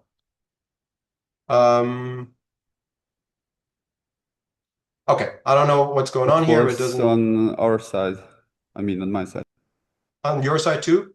No, it works fine here. Okay, okay. It worked for me too. I might have a bug here in my system. Okay, cool. So as soon as you have done that, oops, the Fragmenta also crashed. So might be because the latents are not deleted yet. That's what happens when you run everything on only 16 gigabyte, which is the scrappier way to go. We're here for it. So let's go back to the folder as soon as these are deleted. Great. Okay, I want to, again, and also another good point to actually go through this. If you want to rerun, you just, again, click on the same thing and it will rerun the app without a problem.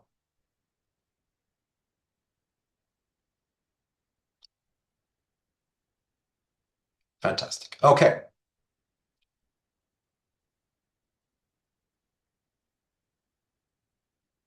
Good. So apparently I can't, let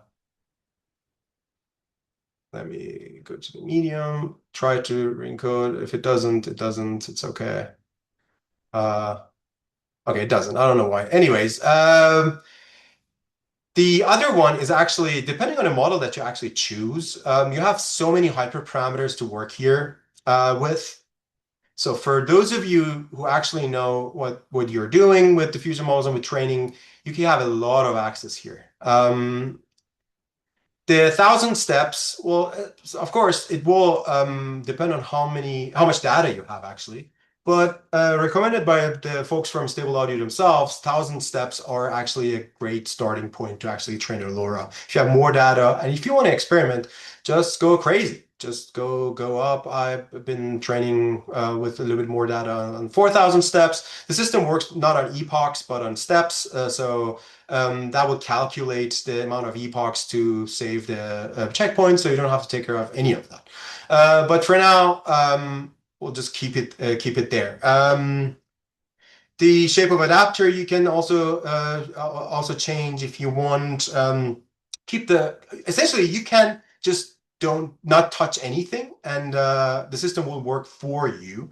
But if you have the need, and this is again you to have access to the means of production. If you want to change something, if you want to do something crazy here, or if you're training, your loss is going hyperbolic, you can change the learning rate. You can, if you have more RAM, you can change the batch size.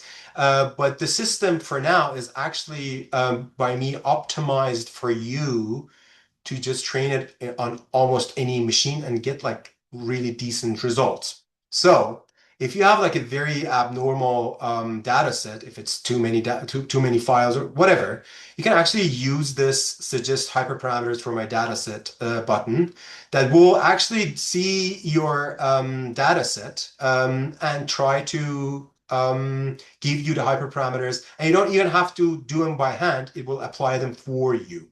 So the training window is actually pretty important here for those who actually know what it does. So the model actually does only augmentation through chopping up the data if your audio that you give it to is larger or longer than the training window. So if the window is as long as the model's window, the 380 for the medium model, it will not chop up anything and will feed the model the same audio every single time. It starts to randomize and actually chop up, so therefore augment your data set if it's shorter than the model's window.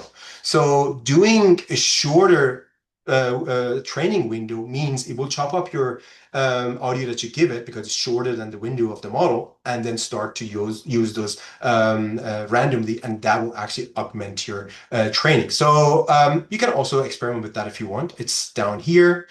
The other one is, as Philippe mentioned, very important if you're doing experiments with this for your AI research.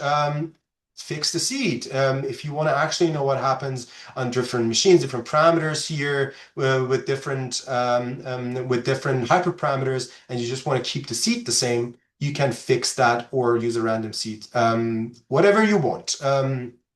This is the matrix I was talking about, the rank and alpha that we use to actually train a LoRA. So you have access to all of these. Essentially, if you don't know what you're doing, or if you just want to train model, click on this, apply, and then start the training. As soon as you start the training, it will take probably 50 steps for the loss to come in. And diffusion loss, especially when it comes to a LoRa, is very noisy. So it's not the only thing you have to be careful with. Sometimes it's not decreasing all the time or whatever, but if it's hyperbolic, please go ahead, experiment with the learning rate, etc., for you to actually get better results. In most cases, you don't have to do anything. You just accept what's going on. In the background, it needs to load the model in the RAMs, it takes a while and stuff, and then it will at some point start the training. I have done some changes.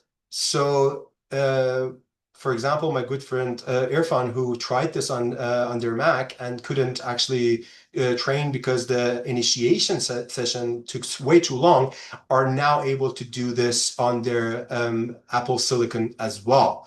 Much faster, even with a shorter training window. So now you see we're already on step 2, and the model is training.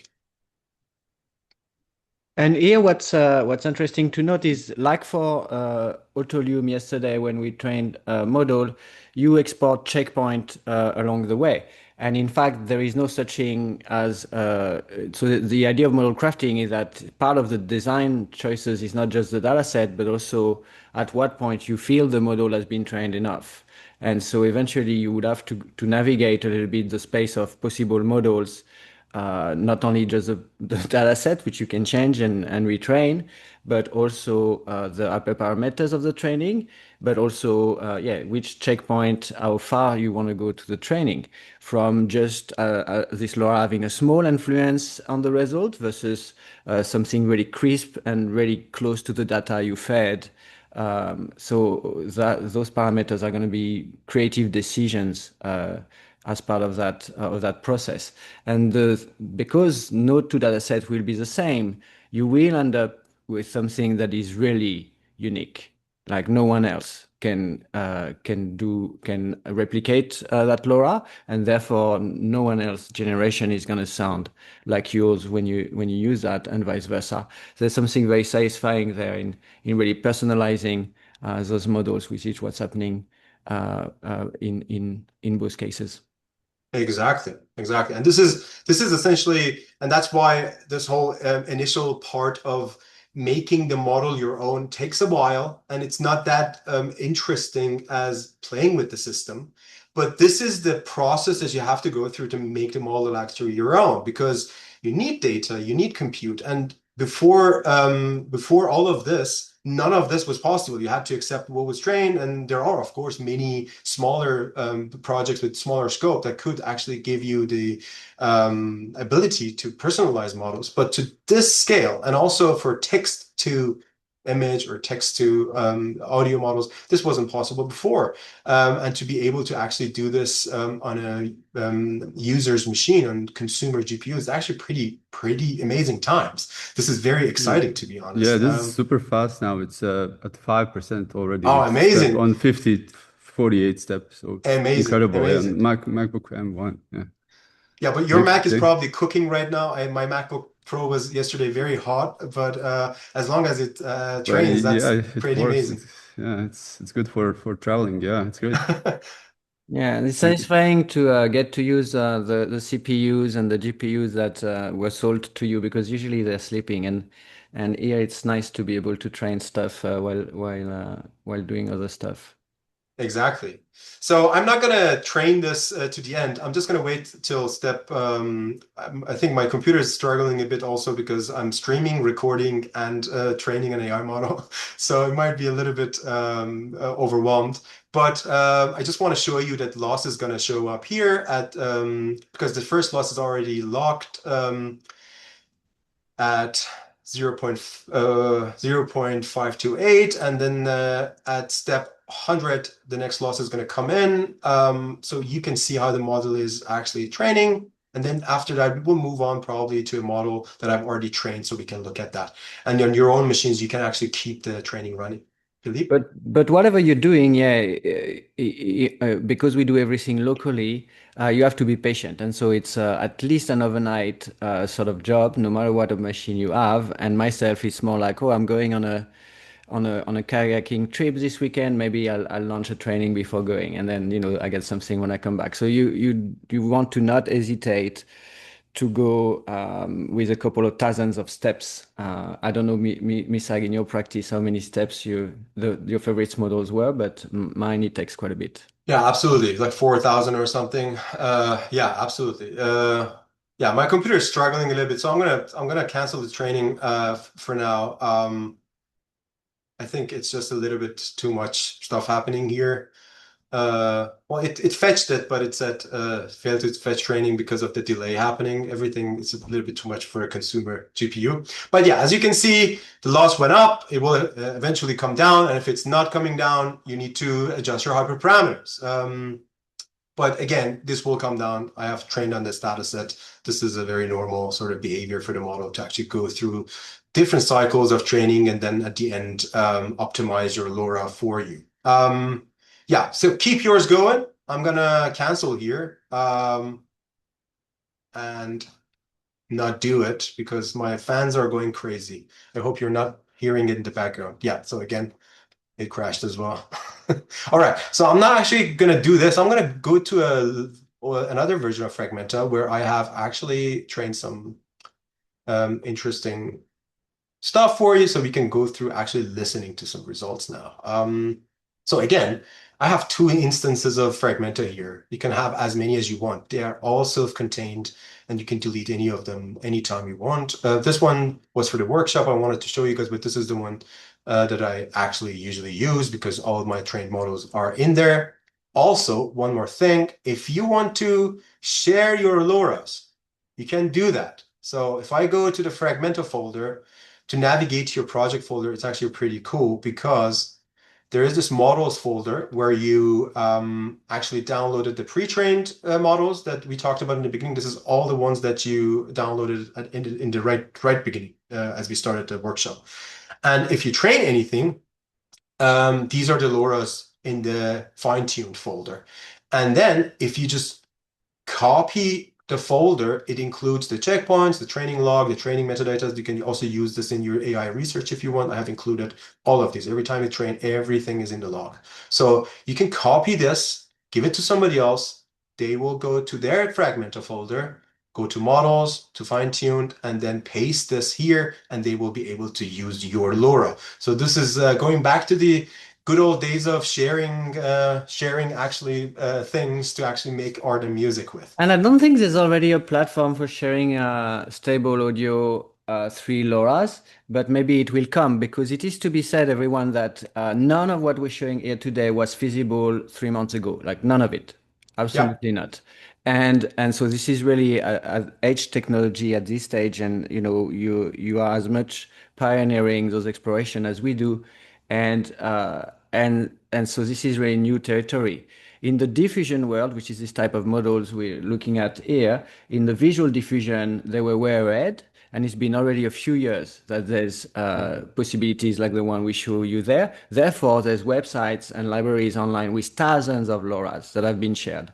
And some of those LoRa's are really, really good, and they became very, very popular accordingly. And so we hope that there's going to be a little bit of that happening around LoRa's for stable audio because now that it's your data, your model, it will be your music coming out. But if you feel like sharing, then that's okay. You know, as long as it's of course something you consent to do, then we're in the good. Yeah, Misagh, let's go. Yeah, amazing. Exactly that. Somebody in the chat asked, you guys are so amazing in the chat. Somebody in the chat said, is there Fragmenta community? So hopefully we're allowed to send you guys an email after this is done, because I'm going to build a website for it and actually start a newsletter to actually get a community going, because this is all open source. You can even work on the code and then push it, and I will review it, and we can actually do the whole thing together. And I think it's exactly the spirit of things to do this as a community and not as a solo developer, but also because I'm absolutely exhausted. I can't just keep fixing everything on my own. So I'd love to have a small community. So look out for that email. That will definitely come. So now we have created a data set, did a training, and now we can actually use not only the ones that we downloaded from Stable Audio, but to put the adapter on top of them. That's where you see the LoRA stack coming in. This is interesting because you can also add up to 4 LoRas here. So it means you can send the whole thing through different adapters. So it will go through the matrices that I mentioned that actually steer the big model multiple times. So you can have different sonic things that you create through your LoRas and send them through many of them, or just start with one. One thing that is very important to know is if you train a LoRa against a specific model, if you do it against, for example, the medium model, it will only work with the medium model. So if I, for example, go to the small model and want to pick a LoRa, there are no LoRa's because I haven't trained any against the small model. But if I choose the medium model, I have trained many LoRa's against them. So I will have access to all of them. What Philippe mentioned earlier is the concept of checkpoints. So every time you trained, there was this parameter here under advanced settings, which was on auto, that said save checkpoints, how many steps. You can do this by hand if you want to do, I don't know, 5,000 and you want only 5 checkpoints, you do 1,000. So every 1,000 steps, it will do 1 checkpoint. Or you just keep it auto, and auto usually does 5. Or every 500 steps. In this case, if it's 500 steps, with 1,000 steps, you get only two checkpoints. If you have 500 steps and you have 2,000, you get 4, and so on and so forth. Why is this important? It is important while you can see the progress or actually collapse of your training if you listen to different LoRa separately. Let me demonstrate. Philip, did you want to add something? No, it's okay. Great, fantastic. So let's for example go through something that I have trained for 4,000 steps. It has 1, 2, 3, 4, 5, 6, 7, 8. Each 500 steps, it did a different checkpoint. So first of all, let us do something without any LoRa and compare it with the ones that we do with LoRa. It is very important to know, if you want to do an experiment like this to see what your LoRa is doing, you have to make your process deterministic, which means you have to fix the seed. Otherwise, it will change the seed every time you generate, and it will give you something different, and you're like, oh, this is different, but it's actually not. You want the process to be deterministic instead of being stochastic. So fix the seed, it will always sample from the same place. Put the adapter on it, you will see the difference. That's the process essentially. So let me just fix the seed and call, I don't know, 6. I'll just copy something from here that I have generated already. Dark synth bus 120 BPM C minor. So there we go. You can choose, depending on the model, up to 380 seconds. So it's actually pretty long. And for the small model, it's, I think, 120 seconds. So the results that you can generate are actually pretty long. I'm just going to do 10 seconds so it's faster. Negative prompt is what you don't want to hear. So you can steer away from that. So if you So I'm an experimental guy. If I don't want to listen to any I don't know dream pop, I'll just do dream pop here. I don't know something to steer away from essentially. CFG scaling is essentially how hard should the generation stick to your prompt? Should it be more experimental, loosey-goosey, or should it be exactly your own prompt? If you do the distilled model, this is fixed. This is one. This is always a sweet spot. If you want to experiment with this is actually pretty interesting. If you want it more loosey-goosey, you just come down from 7. And 7 is like more of a sweet spot of finding something that is actually respecting your prompt pretty well, but also has some sort of freedom. It goes up, I think it goes to actually go up to 15, I think I was reading yesterday. Maybe I need to change the UI, or maybe I'm mistaken. Don't quote me on this until I know for sure. I need to look this up. Anyways, so 7 is usually respecting your prompt and then actually generating something pretty respectable regarding that prompt. The steps are the higher you go, the more sort of detail you should get. Sometimes you're also just diminishing returns. Don't worry about that if you don't know what it is. And batch generation means you can generate from 1 file up to 10. You click it once, it generates 10 files for you with that prompt that you just put in, which is useless if your seed is fixed, because 10 times the same seed just gives you 10 times the same file. It will not change anything. But if you have it on random, it can give you 10 generations. And Philippe and I found out, it was a great suggestion from Philippe, found out that having a batch generation button just gives you the creative flow of going through some of the files and listening to them, actually choosing. This is more of an artistic process than just having one file and wanting to listen to it. So these are the advanced settings that you actually get here. And so, I believe that we can sorry for interrupting. I believe yes, that you please. can recall the seed for the batch too, that there's a file that's Exactly. So as soon as you generate something, you want to come back here on this, you see in the bottom, there is the seed, there's the CFG, there's the steps, every metadata is coded in. Super. Or if you go to the folder, actually, where the files are, I have included a JSON file that actually has all this information for you. So this is great for research. If you want to do research, you can have all this pulled up. Yeah, and then when you batch generate and there's something you really, really like, then you can come back to it, make all sorts of variations, extensions, infilling, and etc. Yeah, exactly. Okay, so let's maybe generate something. Seed is fixed at 6. Let's generate something without the LoRA. And hopefully nothing crashes. So again, we have a cold run, so the model needs to be loaded into RAM. That might take a while. So it received the prompt, as you can see. So the first cold run is happening. Can you guys hear the fans on my computer, or is it being noise suppressed? No, it is nicely nice suppressed. We can't Okay, good. hear anything. Okay, weights are loaded. So we're going through the first batch of generation after this, and again, the consequent ones. The consequent ones will be much faster because we already have done the cold run. So 50 steps. Blazing through it. Fantastic.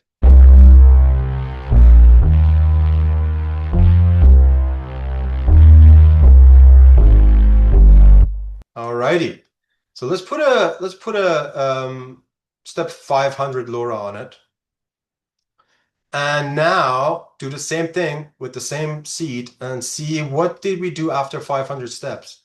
See the second run is much faster because the model is loaded.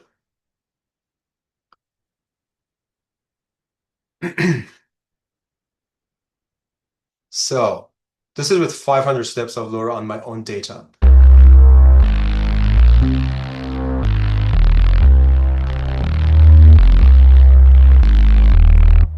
Yeah, this is already some variation. And you see that the LoRA does change the sonic texture, but also some of the composition. In a sense, there was like notes and melodies that were not clearly identifiable in the first version. Exactly. So we're just sampling from a new sort of space, or steering it through a different distribution. As you can see, the model needs 9 GB of RAM. So if you're running something in the background, like I'm running Zoom right now, plus the big model, the medium model, your 8 GB will not probably suffice. You need more than that. So let's do 2000 steps now. You can listen to the difference.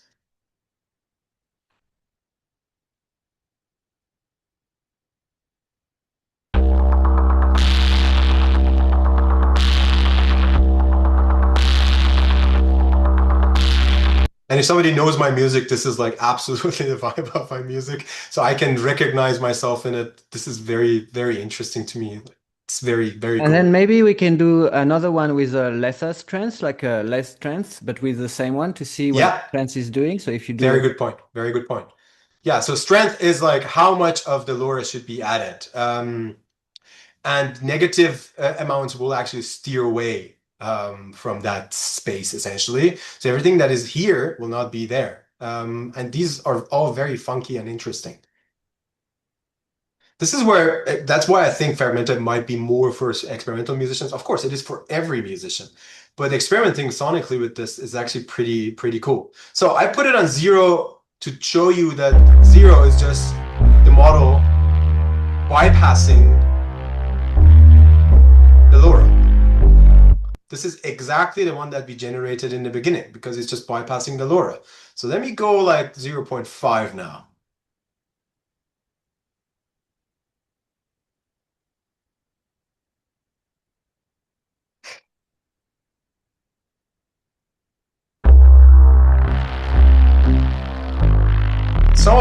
Some of it is in there, but not. Again, the composition has changed. There's some notes that appeared and the texture has changed as well. And so you have that way the LoRa, the prompting, and the prompting can also talk directly to the LoRa. If in your prompt, let's say the LoRa, Misagh would have said Azimi as one of the descriptors for everything, then you can also call your LoRa that way to focus on it, or call some of the special vocabulary that you introduced in your LoRa. You can stack those LoRa. Some of them go towards that, and then some of them, as Misagh said, with negative strengths go away from. So all of a sudden, you get those ways to navigate the space and experiment with this very, very, very large space because there's no musical content that can't come out of that model. And so the sky is the limit in terms of the output possibilities. Yeah, exactly. So let's, for example, see what happens when we amplify the LoRa that we just listened to here. This was at 2000 steps at strength 1, and now we have amplified it to 1.5.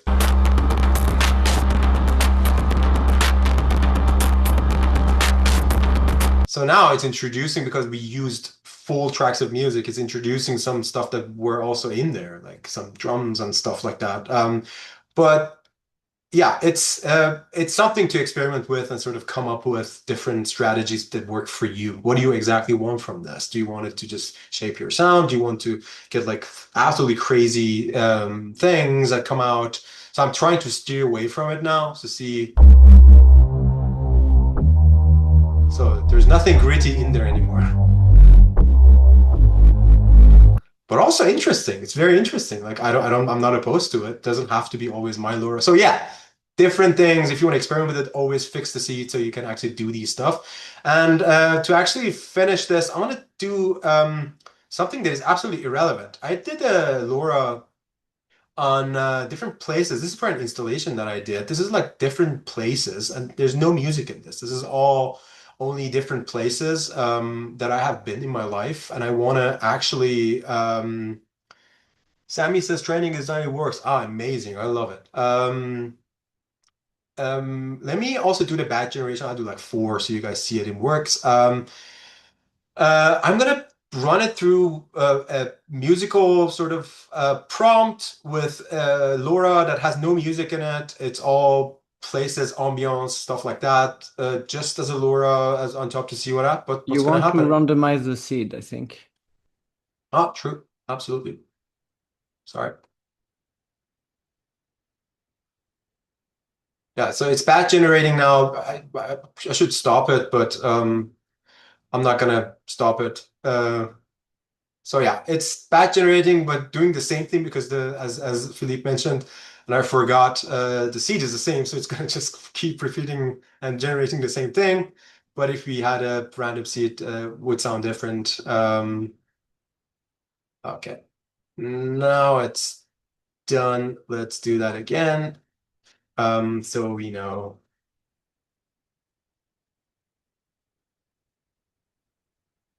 You can still listen to one of these previous batch. Oh yeah. I have no idea why does it sound like this because no clue because it was places, and now let's listen to this.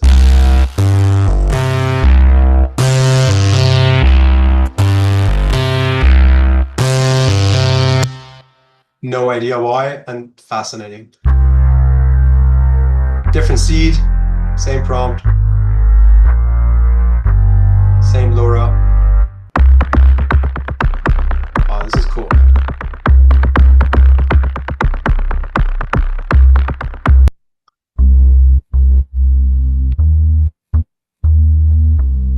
Yeah, so worth experimenting with. Yeah, any questions here? Somebody says training LoRA exceeded with code 1, but I figured it out. It might be that you're out of memory. Take a look at your terminal. It might be that you do not have enough memory on your card and it's out of memory error. Either free some GPU or try doing the yeah, exactly. So that's the memory problem. Yeah, free some GPU and then retry. If not, try doing the training on the small model, and that needs much less. So you can actually go that route if your memory is not enough. Amazing. All right. So this is essentially how our generation thing works. Any questions, any comments, anything that you want to mention? If not, I am going to go to the final part of the system, which is the performance section of Fragmenta. Beautiful. Okay. Alrighty.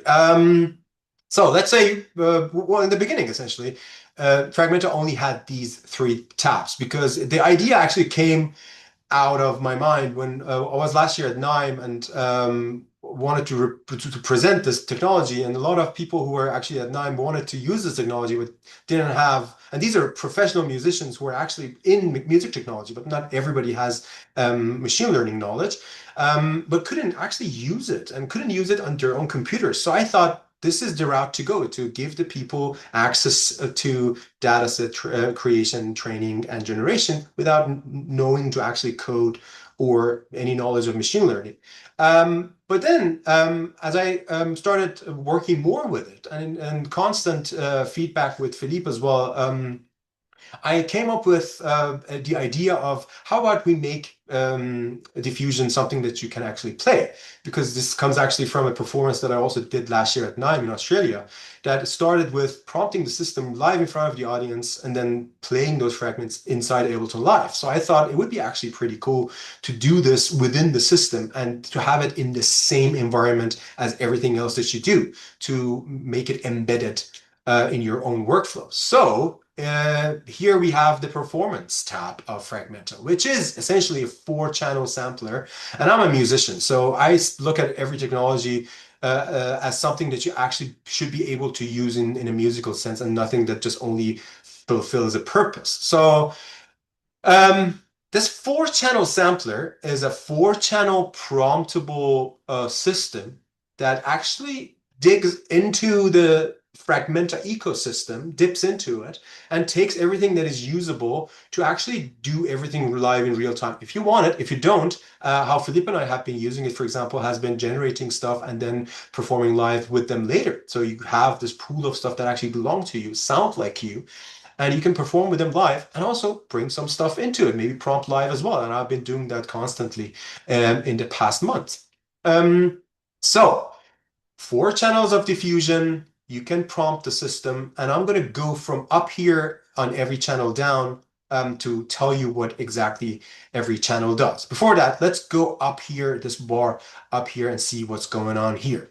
So just like a DAW, you can record your session. So if you play something, You can actually record it just like any other DAW that produces music and audio. You can stop it. So this is the navigation bar, essentially. You can put a tempo in. You can, I'm going to talk about this and this later. You can actually connect MIDI controllers to everything. So if you have any MIDI controllers connected, you can actually choose those. And then through the MIDI tab, connect them to all the parameters here and actually make a playable instrument out of it. I have done the mapping already. So this means if I use my MIDI fighter twister, I can now, if you look at the channel 1 on the left, I can actually change the parameters on it. So I can bring up the volume, I can do the filter, and actually play it just like any playable instrument.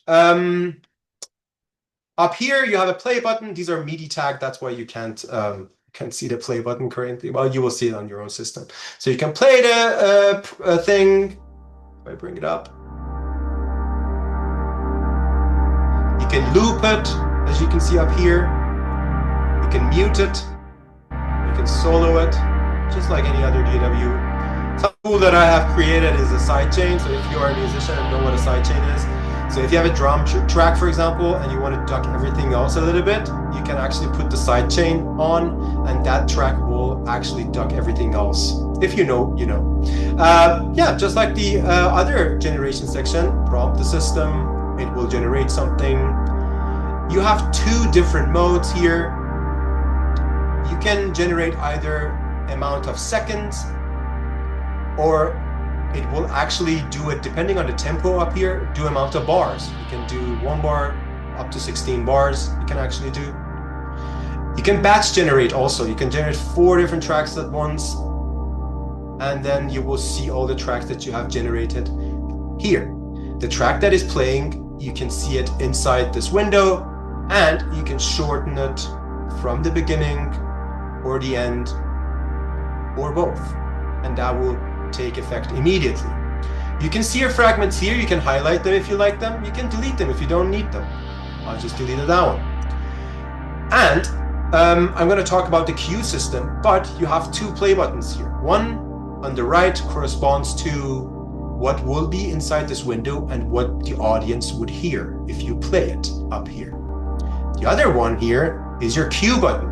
So if you play the fragment here, you will not hear it through the main output, but rather a cue output. So if you have an audio interface that has more than 1 channel, you can cue your cue outputs on your headphones through a different channel, just like a DJ or somebody who's performing live electronic music. So you can listen to them while the audience is listening to the whole main audio. You can listen into their generations. So I'm going to generate something here. Yeah, and here in the bottom, you can choose your model, you can choose your LoRA. This one actually sounded pretty good. I'm gonna use this one.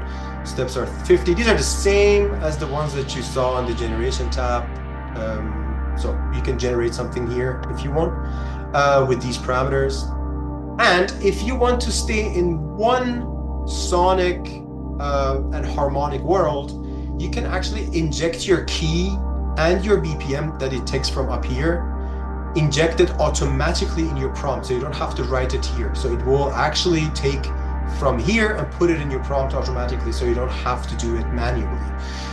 What this means is I'm going to use the medium bass model with a LoRA that I trained myself with 50 steps on a random seed, inject C minor to the prompt that I write here on all the channels with the same tempo as the project tempo. You can even do time signature.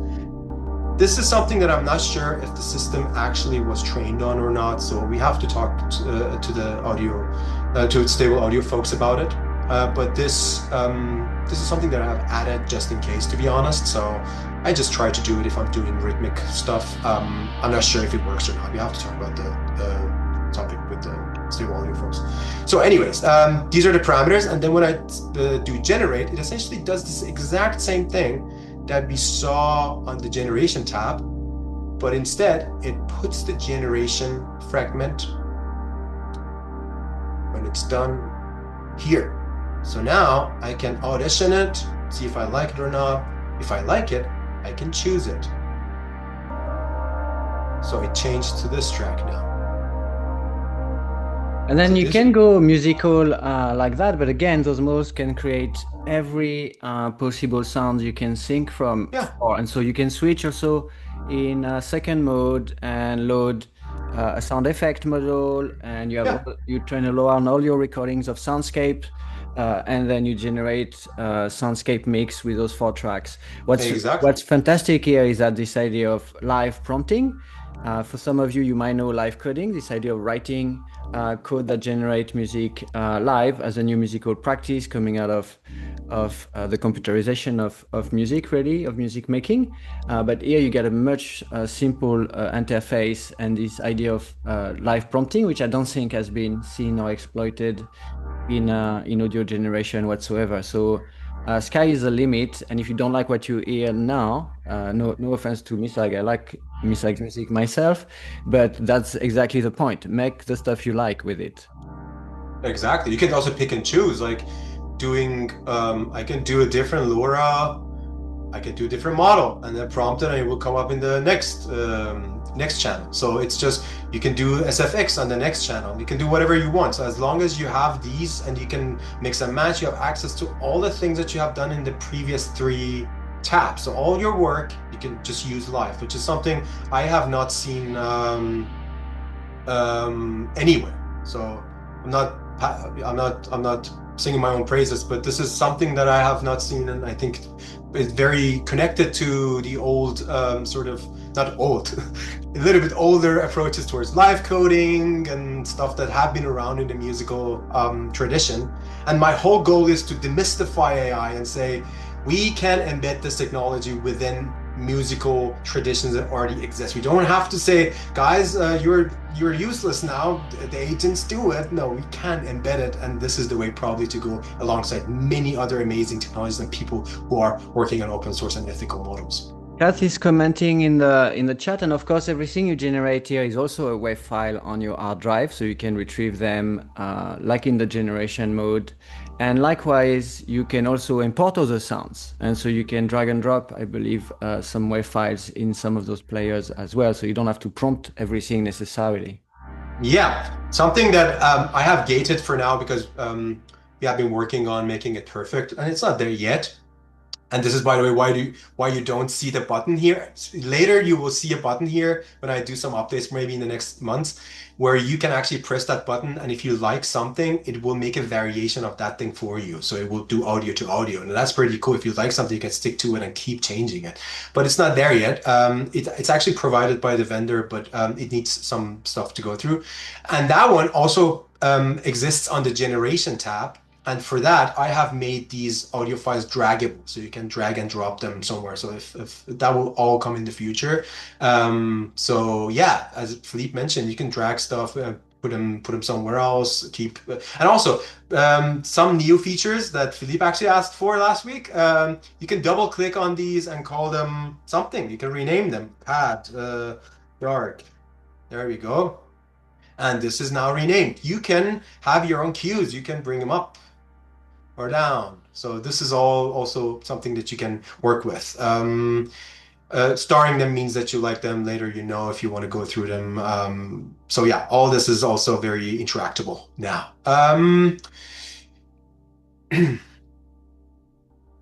Cool. Again, a question. Somebody has a question. Okay. No. All right. Maybe not. Yeah. And then, so maybe you can do a multi-track demo and talk about the synchronization between the tracks. Yeah. Like. So to do that, I have to tell you what's going on up here. So yeah, this one will show you your MIDI setup and all your mappings that you have done. So if you don't want some of them, you can delete them, just like any other GW. This is all doable. This one is for doing the mappings again. This one is to choose your audio interface. So you have an audio interface with multiple channels to do queuing. You can choose it here, and then I have too many audio interfaces connected. And then you can actually choose those outputs here on the queue out. This one and this one are regarding Ableton Live, because I recognize that as a live performing musician that we use Ableton Live all the time. So I'm just gonna open Ableton for a second. And the good folks at Ableton have provided something called Link, which allows you, if you're on the same network, to actually interconnect software that can actually be synchronized. So if I'm inside Ableton Live and I have Link available to me, if I turn the link on, inside Fragmenta, if you click on Link, it will, and I do not bring this with me, so I don't redistribute it. But if you want it, if you click on it, it takes a second to install Ableton Link within Fragmenta. So if you click on it, it will install it. It takes a couple of seconds, and now it's installed. And now Ableton and Fragmenta are linked together. If you play something here, I don't know, and then stop it in Ableton, it will actually stop the whole thing. If you change your tempo, it will change the tempo here too. And I wasn't playing, was it? It wasn't playing. Yeah, there you go. Now it stops it. If you change tempo here, it will change tempo inside Fragmenta too. So you have the ability to actually perform alongside Ableton, because I know a lot of people do that. So if you trigger something here, now you can quantize. Let me see if I can do it like this. Yeah, okay. Now you can quantize Ableton's quantization with Fragmenta's quantization. So if you start a clip and it takes 2 bars to start, the same thing happens in Fragmenta too. So the cycles are synced up now. So if you play something here and you want something to trigger here, they're synced up together. So this is very experimental, and yeah, go ahead and experiment with it. Some more features regarding Ableton Link embedding will come later at some point. But yeah, this is something very valuable to me when I perform live. I want to do generation. I want to do at the same time some stuff that I have already created, because I perform with Ableton all the time. So this is pretty cool for me to have them actually synced up. Alrighty, so that's it. That's all the features that we have here. So let me pull up some multi-channel stuff. Oh yeah, and then in the bottom, you have a filter, you have a delay that you can actually choose a subdivision from down here, and 3 different reverbs that you can actually use too.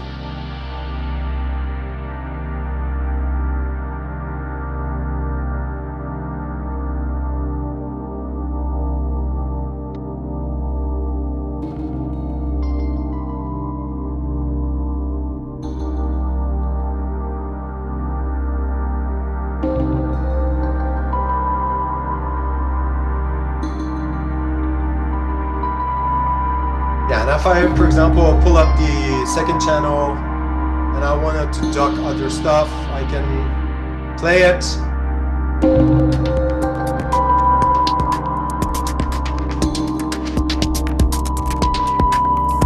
And then use the sidechain.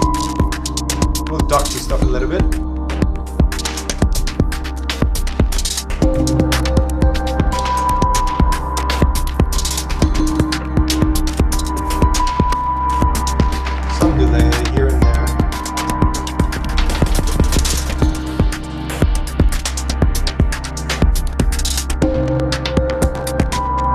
This is all my own LoRA. These are probably like my music that I've published in the past maybe 10 years or so. This is why it sounds more or less like me. And maybe other people, because I take inspiration, of course.